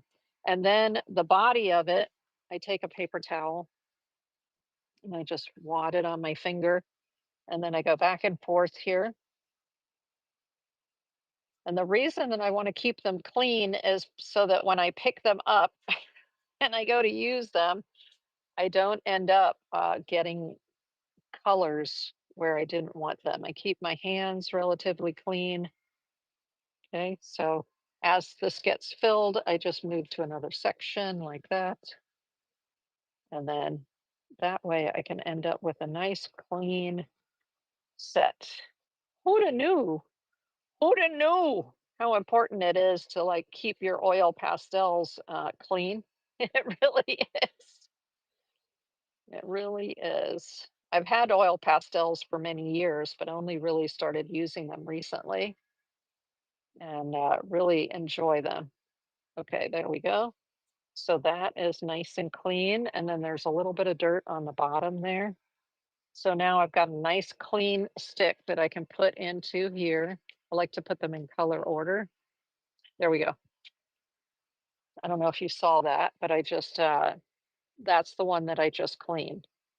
But it looked, before I cleaned it, it looked like this really, really dark one right here because it was a mess. All right, I'm going to put the dark ones off to the side because I usually don't use them for these bright type artworks.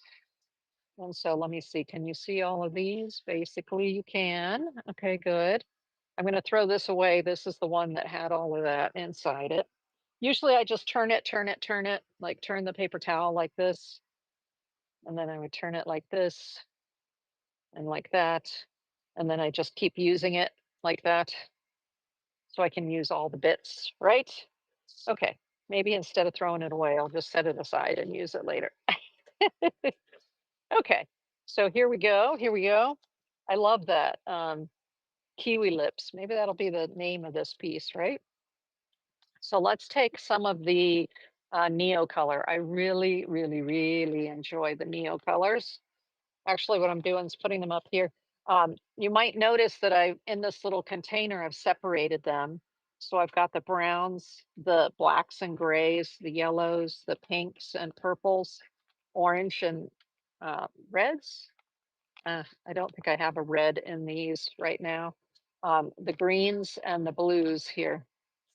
So these are Holbein Holbein oil pastels, but they are so old, they're very brittle and they're hard, and I'll probably have to throw them away. But here we go. These I'm just putting up here. So I have other colors that I can select from. It really is helpful when you're working with pastels, whether you're working with oil pastels or soft pastels. It's very helpful to have tons of colors. So, um, one of the things that I linked to in my article on my website was a box of 72 gallery oil pastels. Very good pastels, great for doing artwork. 72, y'all, and it comes in a beautiful wooden box. So, for a reasonable price.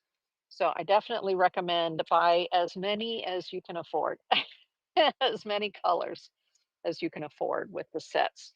Okay, do I want to do like crazy blue or purple hair? Like that's kind of what I'm feeling like. Okay, so let's do I'm going to start with this. So the light's coming from over here, kind of.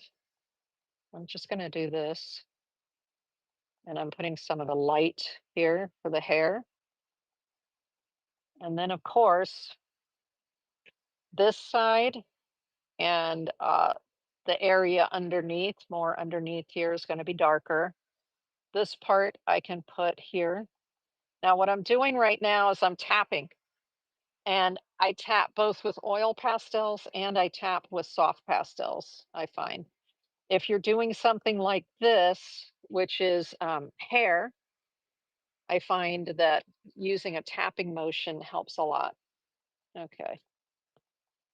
Plus, it gives you the mark of the artist, right? People can see the marks that you make. Okay, I'm leaving that one up. Let's take a little bit darker color right here. And in this area, which is down below that, a little bit up in here and below that. So that I'm just, there we go. And then, of course, up underneath the lips, it's going to be a little bit darker, isn't it? Up in there. So if you are doing marks making like this, you may not want to blend, because it's okay to show your marks. You do not always have to blend. Okay, so love that, love that. And I'm actually going to take one darker, one more. Oh, and plus we need some darker here underneath the nose, right? If the light's coming from over here, then that side's going to be darker, right? Okay. Now, what do I want to do for the little nostrils here? Maybe I just want to use a dark purple for the nostrils instead of black. You see how fat these are? It's not always easy to work with them when they're super fat like that. That's why I do like the NeoPastels, because the NeoPastels, that's these, are an excellent quality pastel, but they're a little smaller than these big fat ones. And they're good. They're good. Okay. So let's take that little bit darker purple. Let's see what we have over here for the purples, like pinky purples. Hey, just gonna set them here for the Neo pastels. Let's see. Ooh, there's an interesting dark purple. Let's see. That's what you would call aubergine. That means in Europe, aubergine is the eggplant. Eggplant. It's like a dark, dark, dark, dark, dark purple. Okay.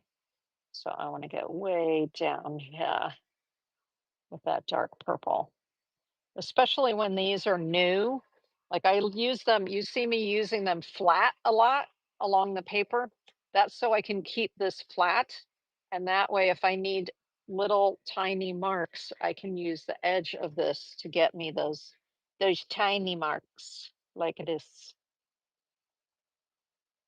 As I'm using it, I'm turning it, turning it, turning it, turning it, so that that way I can keep the sharp edge as I'm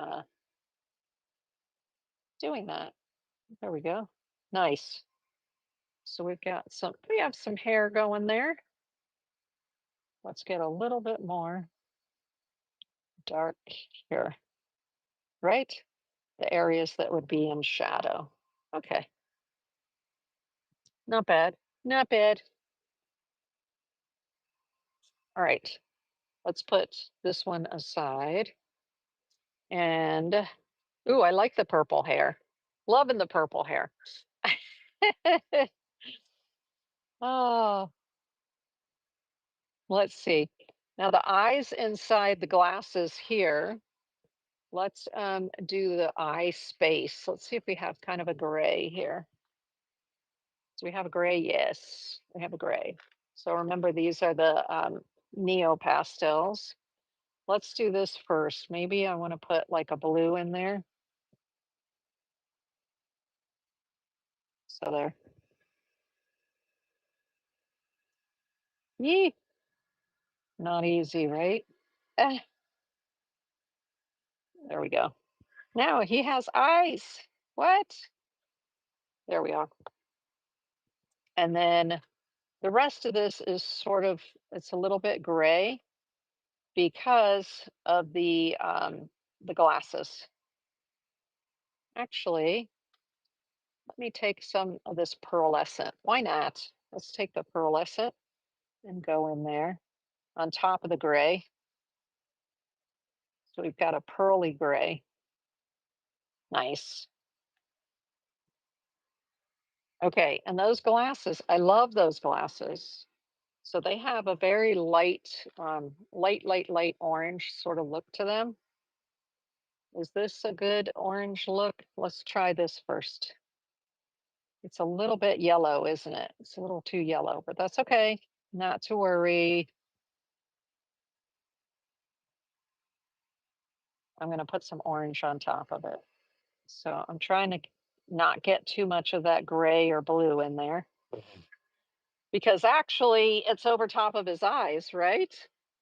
So we'll see if we can make that work or not in just a moment here. Okay, this is more of the orange, the color of the glasses. I put the yellow down first because I wanted it to be lighter than this color orange. So if you put a lighter color in there first, then it helps to blend right there. Oh, that's better.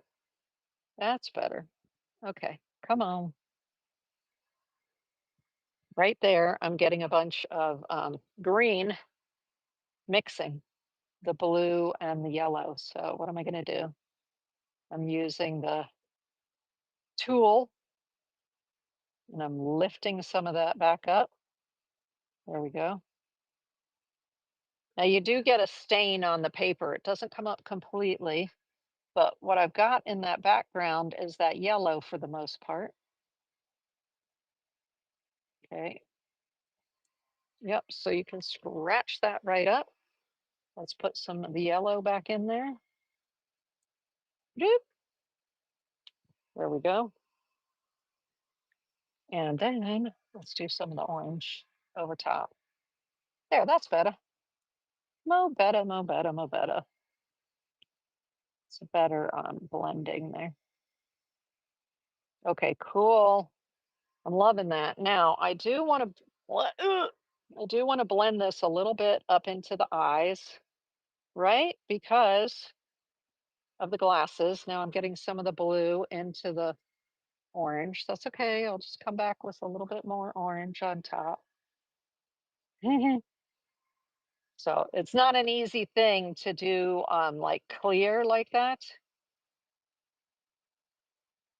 Okay, so I'm just sort of lightly bringing it over the top to make it a little bit hazy. Just like lightly, lightly, lightly, trying to just sort of blur the lines there. I don't want to get too much blue in with the orangish yellow. There we go. Nice. Let's try this one. Now you see me, I'm constantly doing this to keep that relatively clean. There we go. Oh, nice.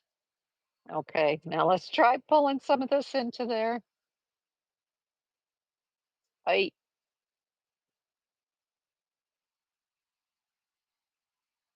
Okay. Do not worry if you've got a bunch of, see how the blue came up into that yellowy orange? I'm just going to scrape it back again. At least I've gotten some of the orange down into the blue eye area, which is what I wanted. Make sure that that orange is nice and clean and go back over top of it again. Okay. So that's what I call the push and pull, right? You're working, yes, you're going to get dirty areas. It just happens. But it's part of the charm of working with oil pastels. And like I said, if something's not the way you want it, you can go in and scrape a bunch of that back off.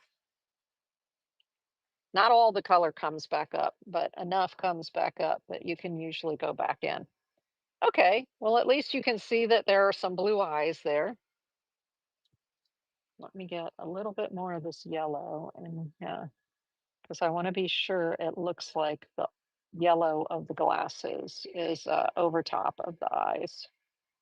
Okay, good enough, right? I don't want too much white there, is what it is.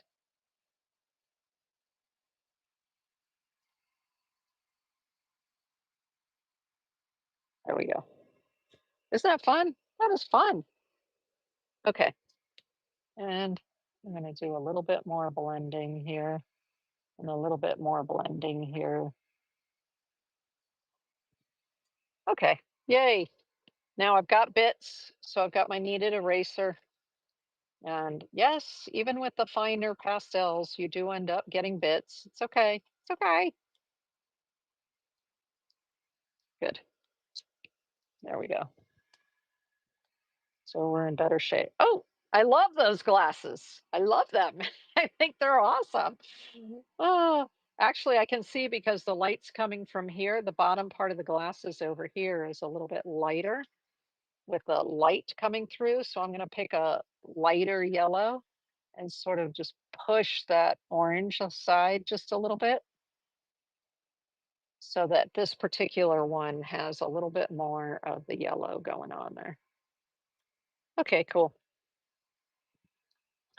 Cool, cool, cool. Back and forth till you get exactly what you want. Got it. Nice. Ah, you look so cute. Okay, I am going to, there's some bits here. Let's get the bits up. There, there.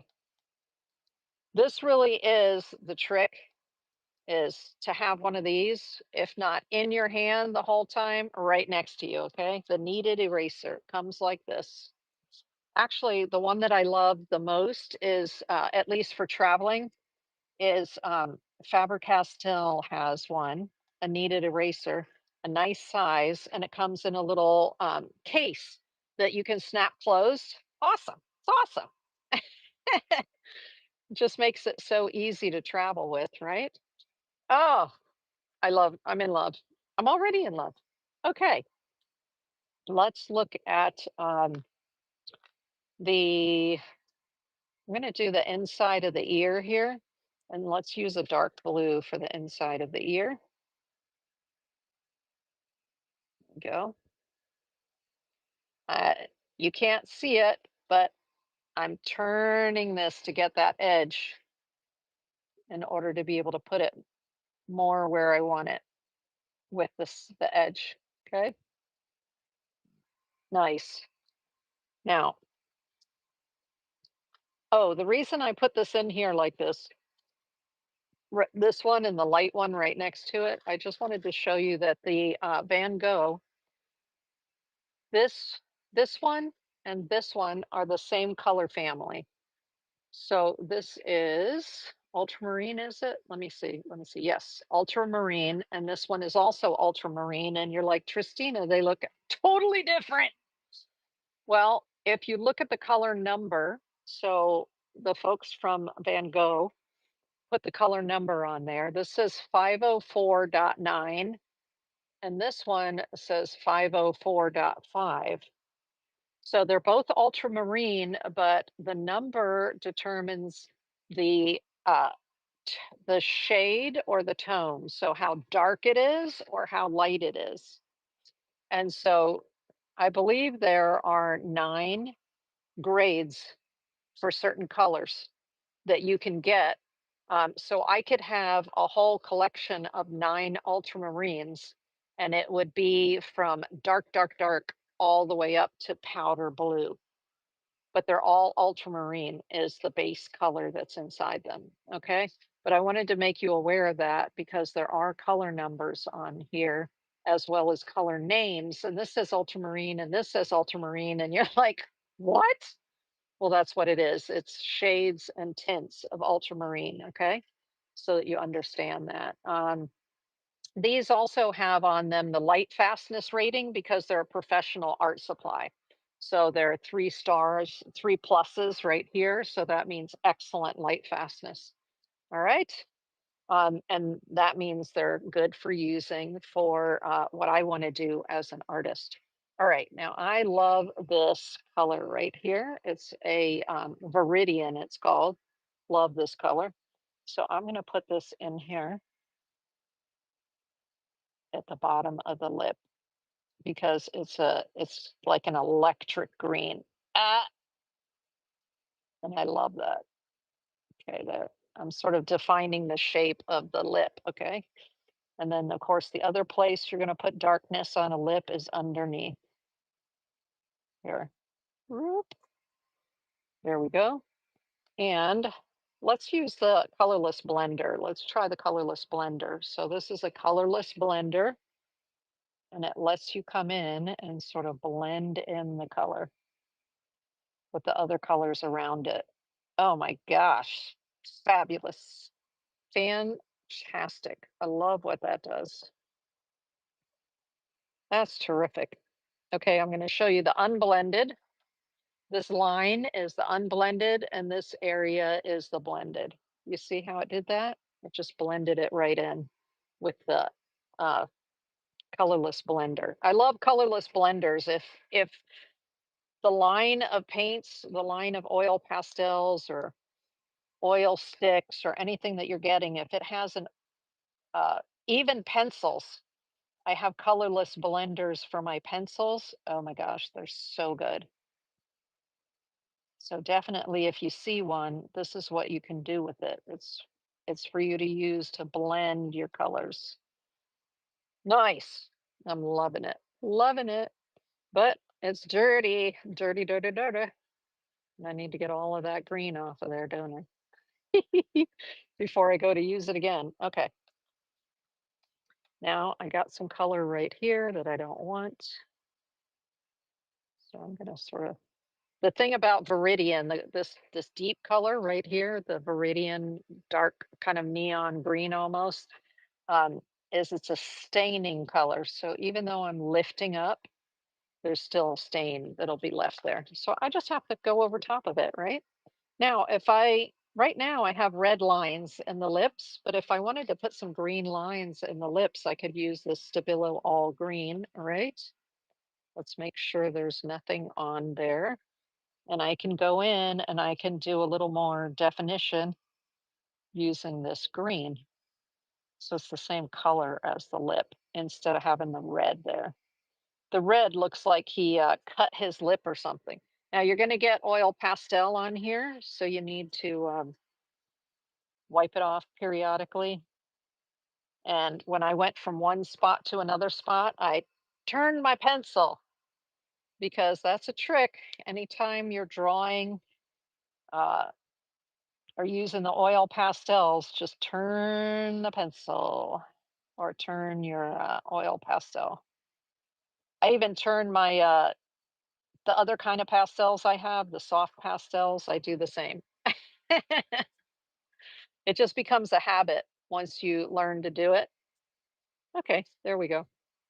So I got a little more definition going in the lips there. I think the lips may be done.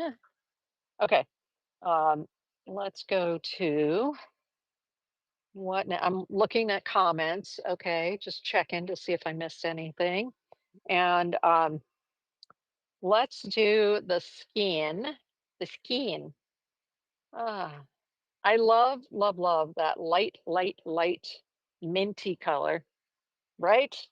From the Pentel, but I don't have a minty color here from these. I do have, let's do this. I do have this one, which is a nice light blue. So maybe I'll use that one. And what you can do is you can put down white first. Remember, if we want it to, well, we can either put the white down first, or we can put the blue down and then put the white on top of it. So let's do, I'm going to do the blue here. And then I'm going to put some white in the areas where I want it to be lighter. And then maybe I'll use another color in the areas where I want it to be darker. So I'm not filling the tooth of the paper because I want to come back in with other colors. Okay, so let's do this. Yeah. He has blue skin. What are the is it the Octurians, ETs that have blue skin? Who else has blue skin? The Indian, um, some of the Indian deities also have blue skin, right? So it's not that far fetched to put blue in the skin. Okay, cool. Now I do want this part to be nice and light right here. And then we'll use a little bit darker color in there. Let's do the top of the ear here with the light blue, and the bottom of the ear right here. I'm going, you can vary how hard you push down on the your surface in order to get a lighter or a more of the color filling the tooth or not. Sometimes I want it to be to fill the tooth more, and other times I don't. Okay, we're definitely going to use a bunch of white up here. So I'm just going very lightly, lightly. I'm taking my time, doing it light right there. Okay, nice, fabulous. Okay, so I didn't use as much pressure up here because this area tends to be a little bit lighter up on your forehead. So I didn't want to push too much of this into the tooth of the paper. Okay, so let's take some of the white, and I made sure I cleaned off the white. Plus, it looks like there's a little bit of paper there. I need to get rid of some of the paper.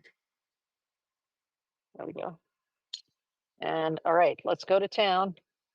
I want the whitest white up in this area, right? I want it to be lightest right there. And I'm getting a little bit of red in there too, but it doesn't matter. We're just having fun. So I'm, in this case, instead of using the colorless blender, I'm using white to blend it.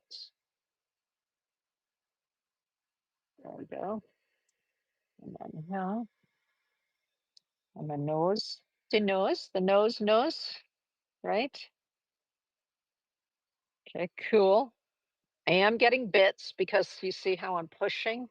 I'm pushing and so to get the blend, and that's causing me to get some bits coming up here. Okay, nice. Nice, nice, nice. Fabulous. This is, I'm telling you, this is great paper. I love this Hanamola um, pastel sketch paper. I really do. Oh, that's looking fabulous. You're looking good, honey. Looking good. You're gonna notice I didn't do the side of the noses, the sides of the nose, because that needs to be darker. Okay, there we go. And come around here. Cool. Nice. So blend it down in there. Yep. Fabulous. I want to get a little bit more of it in here and some of these areas in between the hairs. So I'm actually using what's on here to my advantage to go down inside some of those hairs to get some color down in where the skin would be under the beard. Okay, cool. Now there's purple on there, see? So I want to wipe that off before I go to do any more blending of the blue. Whoop, there we go. Cool. Fun. Yes, he blue. He's blue.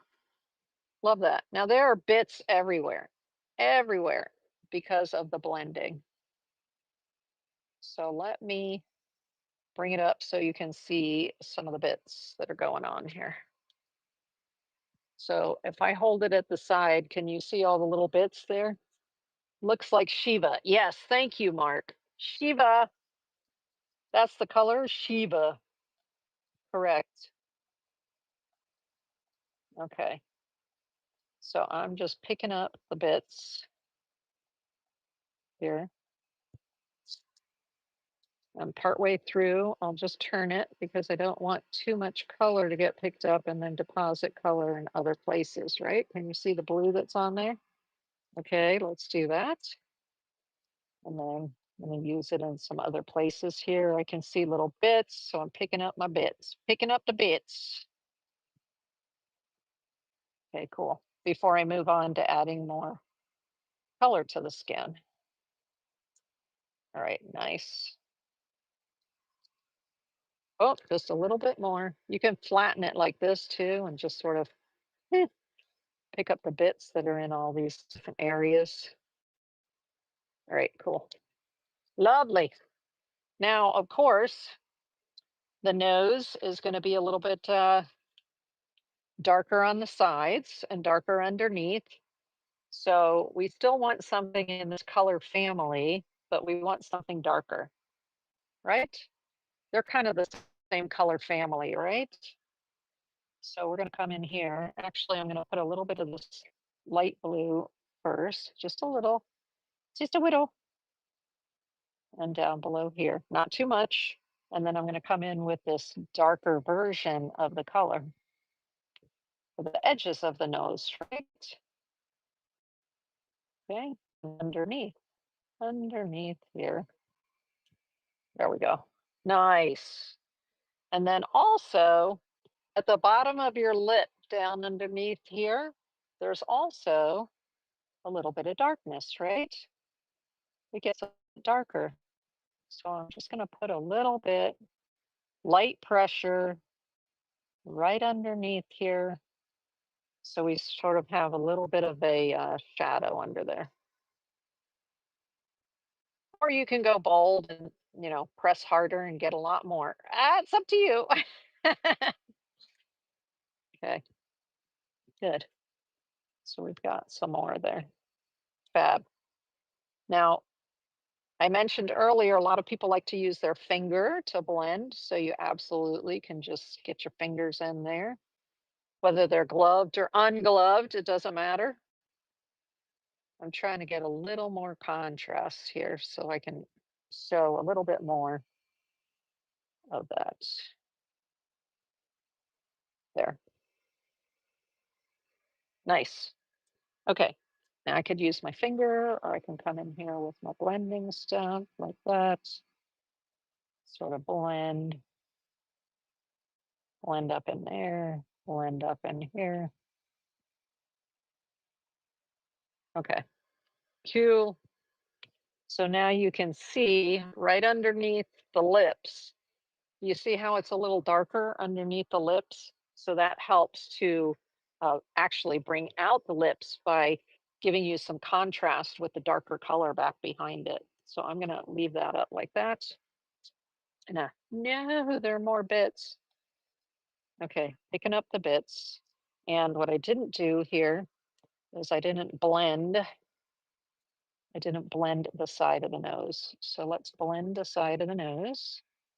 So now we've got both of those colors in here, right? Blend, blend, blend. Cool. So now we've got some dimension going there underneath the nose. Nice, right? Sometimes when you're working on something, if you're following the principles of art, like contrast and shading and layering of colors, then it doesn't always look correct when you're first looking at it like this. But when you take a photograph of it later, oftentimes the magic and the contrast comes out when you do the photograph at a later time because the camera is going to pick up the contrast, even if your eyes don't. Okay, we're going to put a little bit more of some of these other colors over here.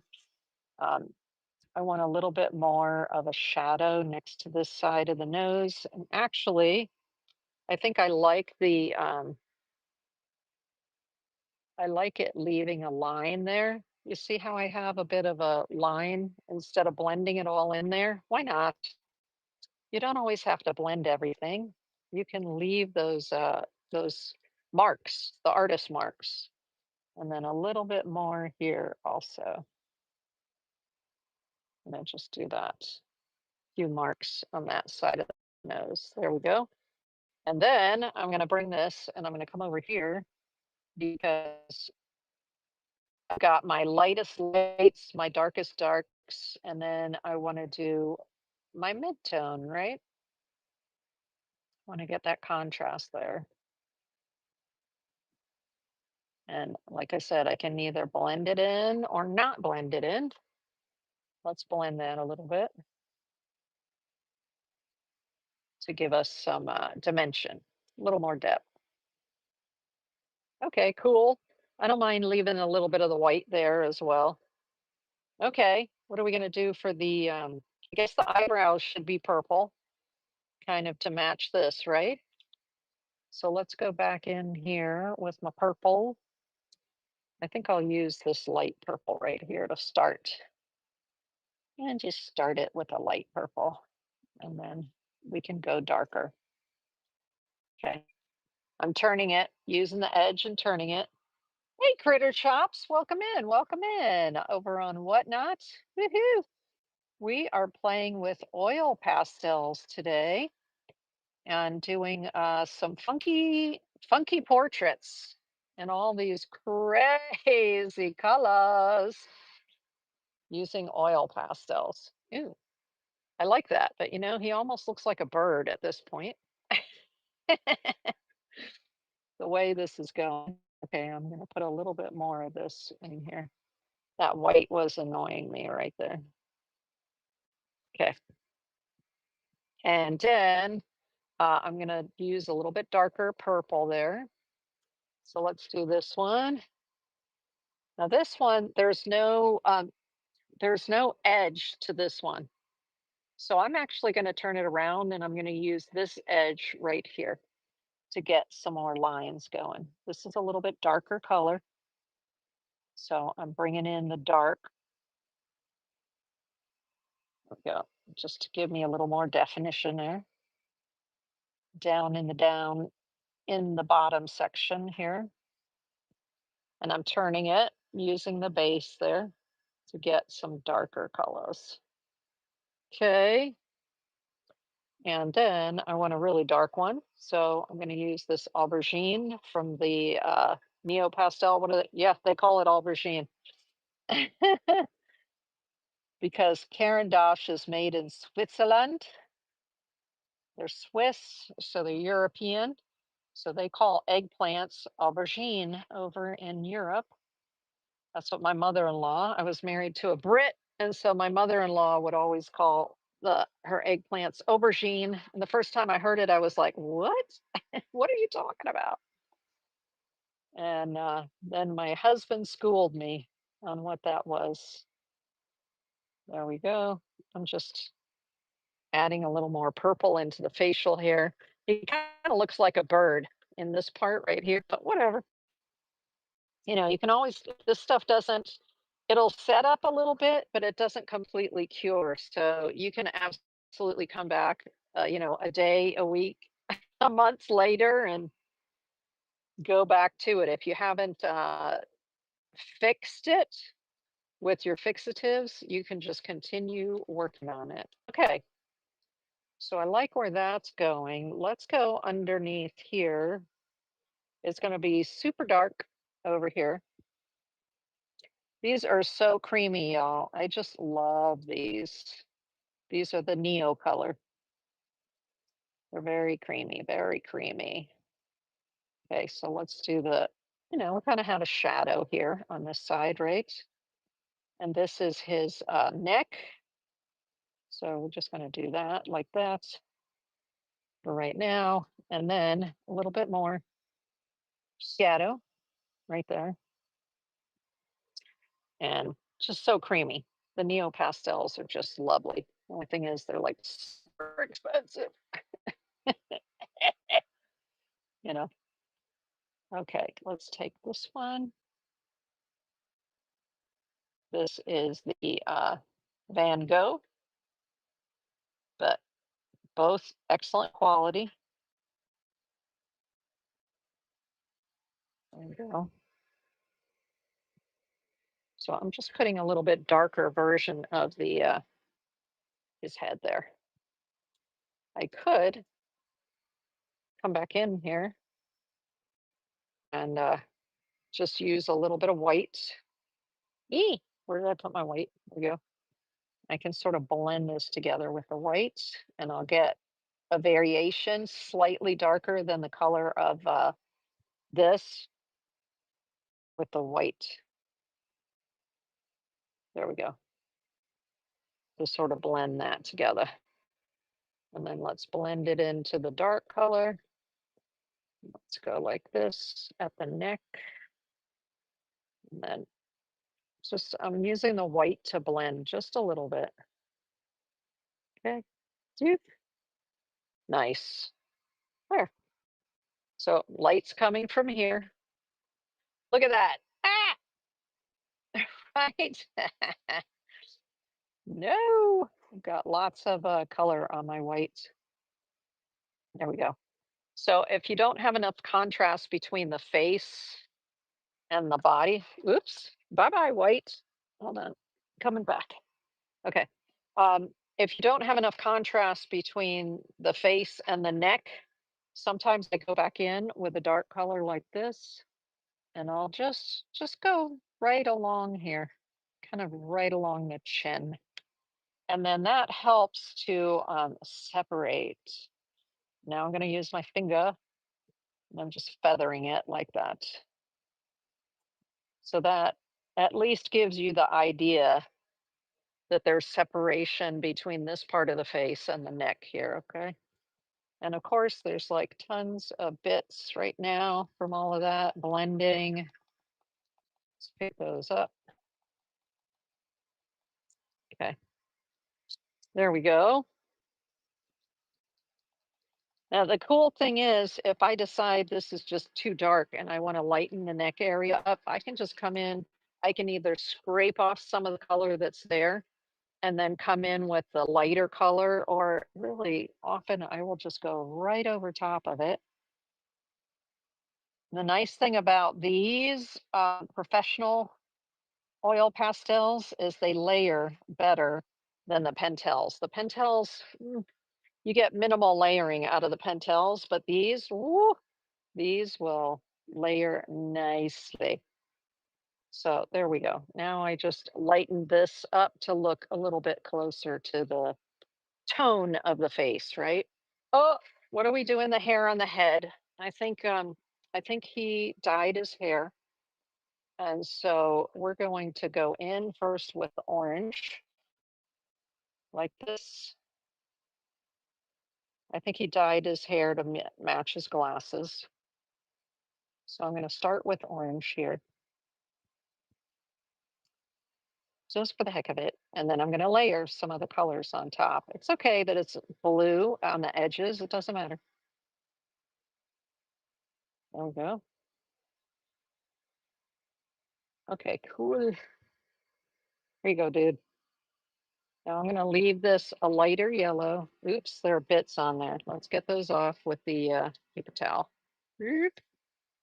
Before we put it away, let's use a lighter yellow here. Let's use the really light yellow. There. Okay, cool. And I'm going to go along the edge here and kind of blend that in with the red. And then right next to the face, oftentimes, especially when the sun is coming from over here, the area right where the hair hits the head often is quite dark. Oh, I'm having fun with that. Okay, I'm having too much fun with that. So what I'm going to do here is well, first I'm going to get rid of the bits, and then I'm going to bring in a darker orange near the forehead. Okay, here we go. That's fun. Okay, so then I'm going to go with a next level darker orange here. Sort of bring that out and around there. I just want that to be like, if you're seeing it, you know that this area right here is going to be darker, right?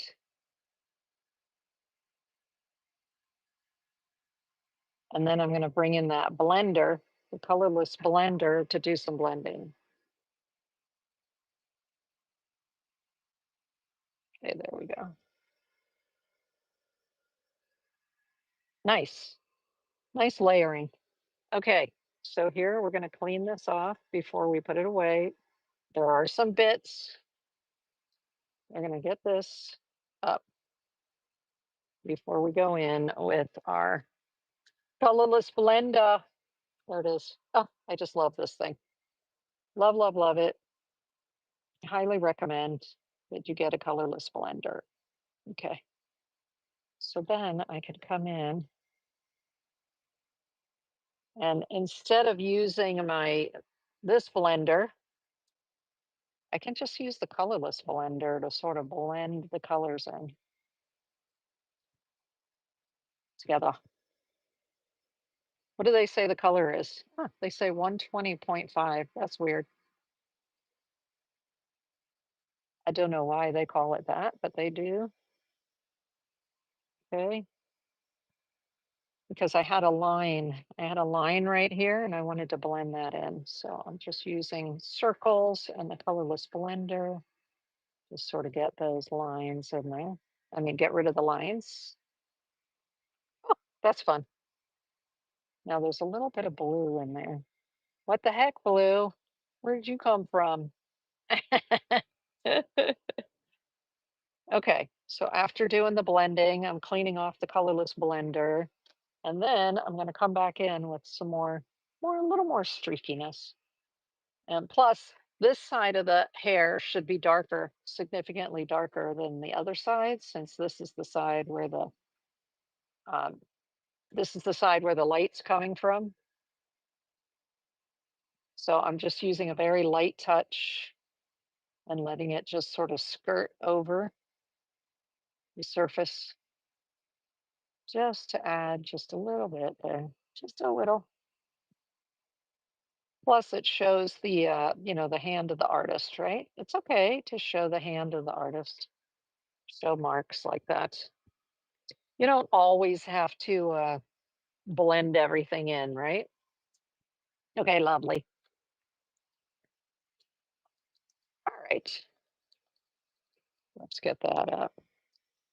Now, of course, this is the kind of thing that oftentimes I will leave it overnight and I don't have to worry about coming back the next day and working right back over top of it. So it gives you that advantage of being able to step away from your artwork because sometimes, especially if you're working on a larger piece, sometimes it can be very love the hair. Thank you, Mark V. Yeah, I love doing this kind of hair. That's what I did with this person right here, the green gal.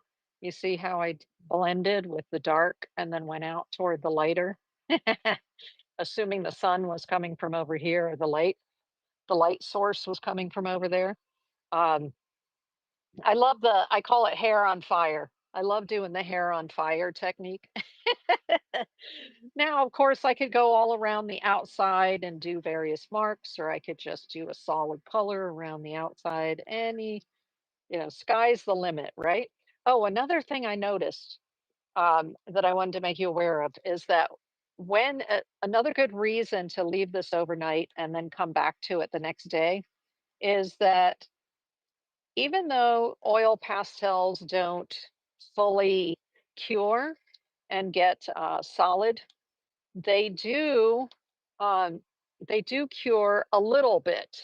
They will get just they'll set up slightly because as you're working with it like this, it's getting warm, right? As you're pulling it across your paper or your surface, it's getting warm. And then when it cools down and it sets a little bit, more white, like if I'm whatever your background is, in this case, I'm working on white, but if you were working on toned paper, um, whatever the background is, all of a sudden you're going to see a bunch of the backgrounds start to show up, and you're going to be like, I know I blended all of that into the background.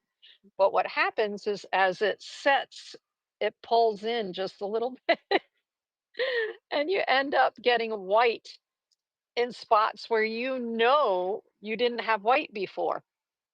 So I like to leave my piece overnight and then come back the next day and look at it and come back in and fill in some of those white areas or some of those background color areas if there are areas that I go, oh, okay, that's a little too much white. I want to fix that. Then you can come back in and repair it. Not a problem. Just grab your colors and boop, boop, right back into it. And that's one reason why a lot of people, as they're doing their drawing, I consider this, it's a painting, it's a drawing. What would you call it? Would you call it a painting or a drawing? I call it a drawing. Um, as you do it, a lot of times people will take the colors that they're using and they'll throw them into a container. And then that way, when they come back the next day, they know what colors they've used. Because if you have a massive collection, it is not easy always to pick out the right color that you are working with. When you have a small collection like this, it's easy. Have, say 120 colors, uh, then it's not as easy. So it's helpful if you take the colors that you used on your project and you set them aside. And then that way you are able to um, go right back to the colors that you were using and continue to work on your piece. Okay, so that is the end of the workshop that has to do with oil pastel painting. I hope you enjoyed it. Remember that this gentleman and the lady, the green lady, both of these are available on my website. If you're not familiar with my website, let me find the printout I have here somewhere. Oop, come on, where are you? Oh, that's interesting. The sheets I normally have right next to me here for some reason are not right next to me. There's one right there. Okay, so if you go to www.deetsart.com, then you will find my website, and the first page that comes up is called a blog. Um, and so that is where I write my articles about each one of the workshops that I do. And whenever I have sketches like this, handouts, I go ahead and the handouts are on the website available for you to click on and download. Okay. So you can download these images. if you prefer. And I'm also in the article, I also have the links to Unsplash and to Pixabay, where I got these pictures from as inspiration for my various drawings and things that I was using for the oil pastel. Let me bring this one back so you can see this one. This was the first one that we did together. That's this is more blending and filling in more of the areas. And then this one is more of the fun and leaving plenty of white space and using your pencils to go in and make additional marks. I'll come back and I'll do more work on this also to finish it up and have it be a finished piece of artwork um, next week when we get together again. But I want to thank you for coming for this part of the show, which was the oil pastel workshop. I love working with oil pastels. I highly recommend them. They're, on the scale of dirty, they're not very dirty. Mostly they're pretty clean. But you definitely want to have your paper towel handy and your kneaded eraser handy. And you see how my fingers have a little bit of the dirt on them. That's why I like to wear the one glove on my right hand that I'm picking these up with and using. Um, but I thank you so much for joining me for the workshop.